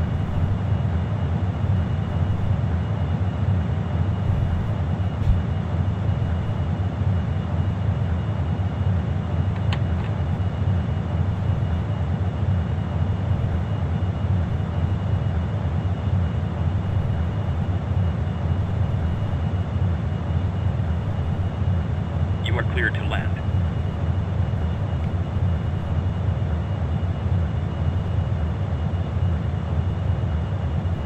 $2,500. Hope I have the VOR now. There we go. So now this is looking a little bit wonky when you compare it with the moon, because if you remember the moon, there was no air, so we can't actually change our velocity vector in real time like we can on Mars.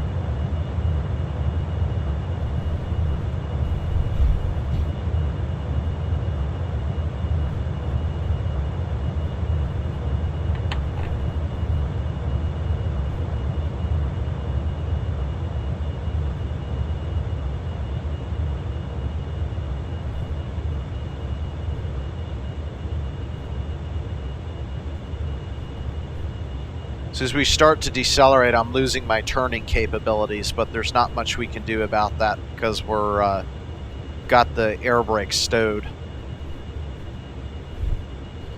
So we're decelerating too quickly. I'm going to add some scramjet thrust. Now, scramjets should not work in the Martian atmosphere, but because the glider's not realistic, whatever.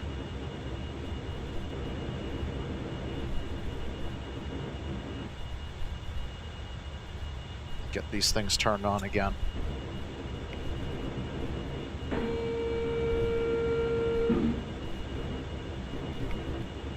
It's playing a spiral game with the base still.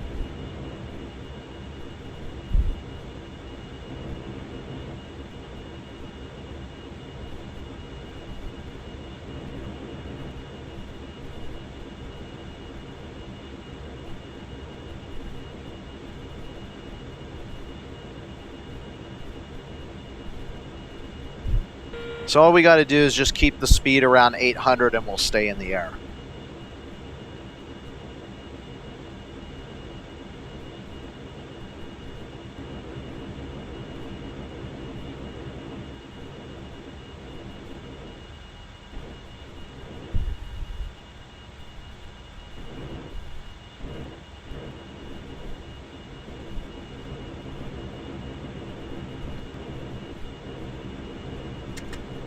Okay, we are on the base now, and if you remember, I said 80 kilometers was where we needed to begin decelerating, and we're just about there now. Although we're not at 800. We're actually at 660, which means 54 kilometers. Since apparently we can stay in the air at 660, that's a lot better. So 50, about 55 kilometers. So what I'm going to do now is I'm going to activate the horizon level autopilot. Okay, and now I'm going to open the retro doors. This is where we digress from an Earth approach. Nose cone open. And we're at 55, 54, that's it. So now I'm going to start slowing down. And as we start to slow down, we're going to drop. Keep an eye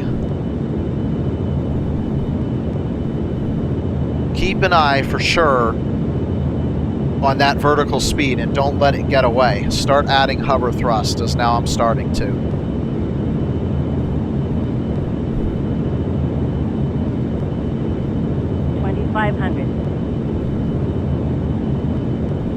I forgot these GPWS callouts are not correct, so we can ignore them. Oh my gosh. That's what happens when you have more than 2 engines on at the same time. You can make up for it with air brake. Start adding in more hover. Remember, Mars is heavier than the Moon, which means you are not going to be able to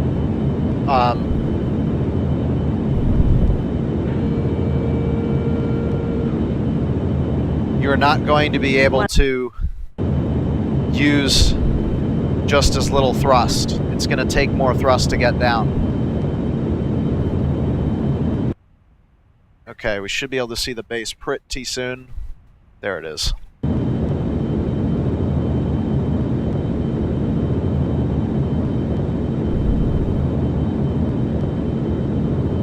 And doing another spot check on my speed. 500. I mean, 9 kilometers. Yeah, that's about right.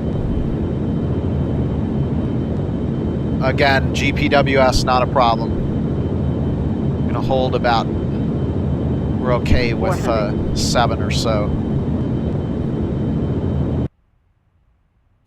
Get close. So we're at 170, 300. needs 3610. So we're coasting now. See if we can pick 200. up the... Okay, we've picked up the pad now. 100. I'm going to use this opportunity to... 50. It's 40, time to slow 30, down. 20. 10. Okay. Ignore the rollout sounds. We're not on the ground.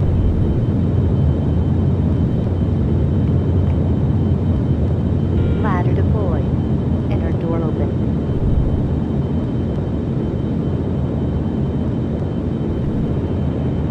Okay, so we need to add a little bit of thrust this way.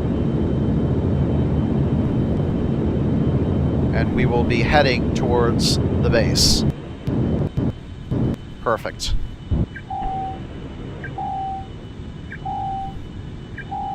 Alright, beginning to decelerate now. There is our pad.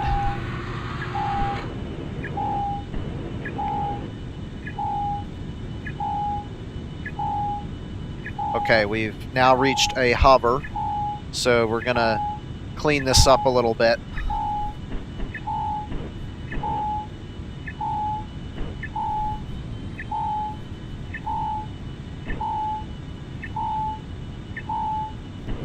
Translation. Flip over to translation here, and we're gonna fix a little bit of translation. Okay, 7 meters per second. We definitely don't want to be any higher than that.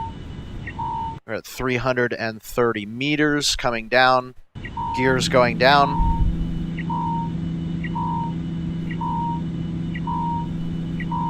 Radiator deployed.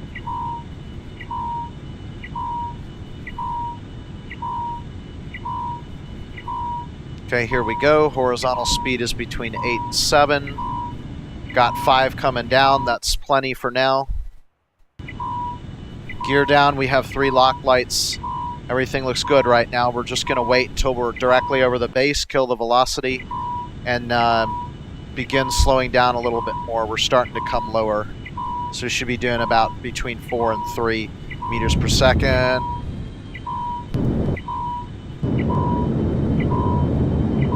Screwed up on that approach. Saw it at the last second.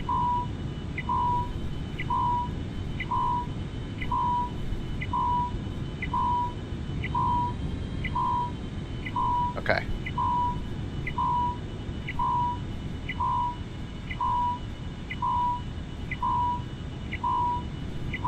Let's come down at 3. Rotation. Translation. Want that. Okay, start slowing again. Should be below 1 now. Kill the rest of our horizontal speed. Okay, we're going up again. Let's come down a little bit. Be careful with that speed, though. Mars is big. So at 0.5, that's pretty good. 0.3. 0.2, that's what we want for contact.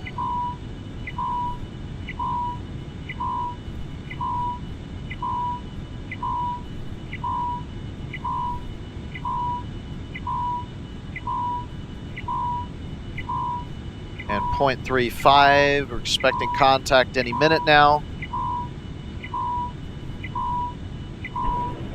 Okay, we've confirmed touchdown. Releasing hover thrust. Disabling horizon level autopilot. Quick tap those brakes.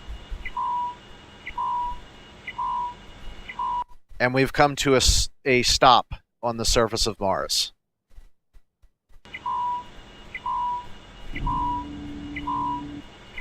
Ladder retracted. Going- Inner door closed. Sure. Going to reset the air flight control surfaces here. Rotation. Attitude off. Disable attitude of all types. Close the retro doors. Nose cone closed. And all lights off.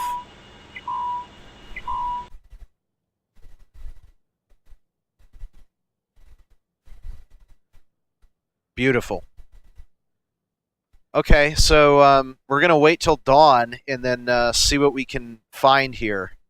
It should look pretty interesting. So let's see, we are parked southwards, so the sun is going to rise in the east right about here. Wait a minute. We're parked south, that's west. I saw the stars moving the other way. I was like, what? So here we are on the surface of Mars. And I must note, the atmosphere is extremely thin, right? Our cabin is 100 kilopascals, and the atmosphere is 0.6. So it's like 1/166th of the air contained on Earth. It's really...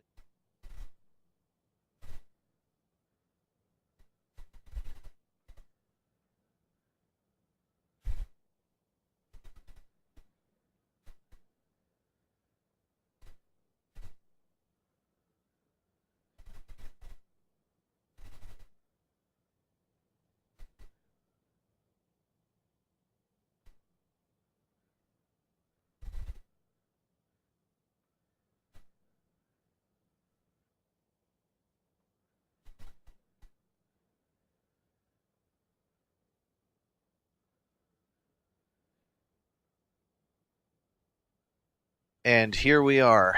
You just witnessed a Martian sunrise, and I think it's pretty cool how the pad lights turn off. There's a little bit of ambient, but because of the low atmospheric pressure, you know, it's still kind of dark even after sunrise. The sun angle has to get high. Oh, maybe we'll get to see an Earthrise.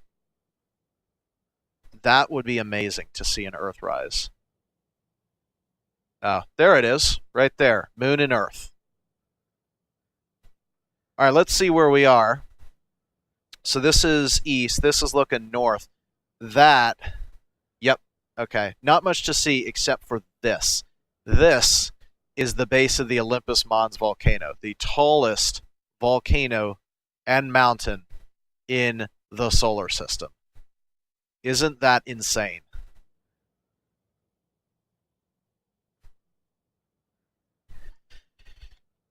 So that is it for this DeltaGlider. We are finished. The tutorials from here on out, from here to another star, are going to be using the DeltaGlider 4 or the XR2 Raven Star, which are much better because they're designed a lot more realistically and they're designed with failures. So if you screw up, your simulation ends. This has been Dr. Aeronautics, and I will see you guys next time. Bye-bye.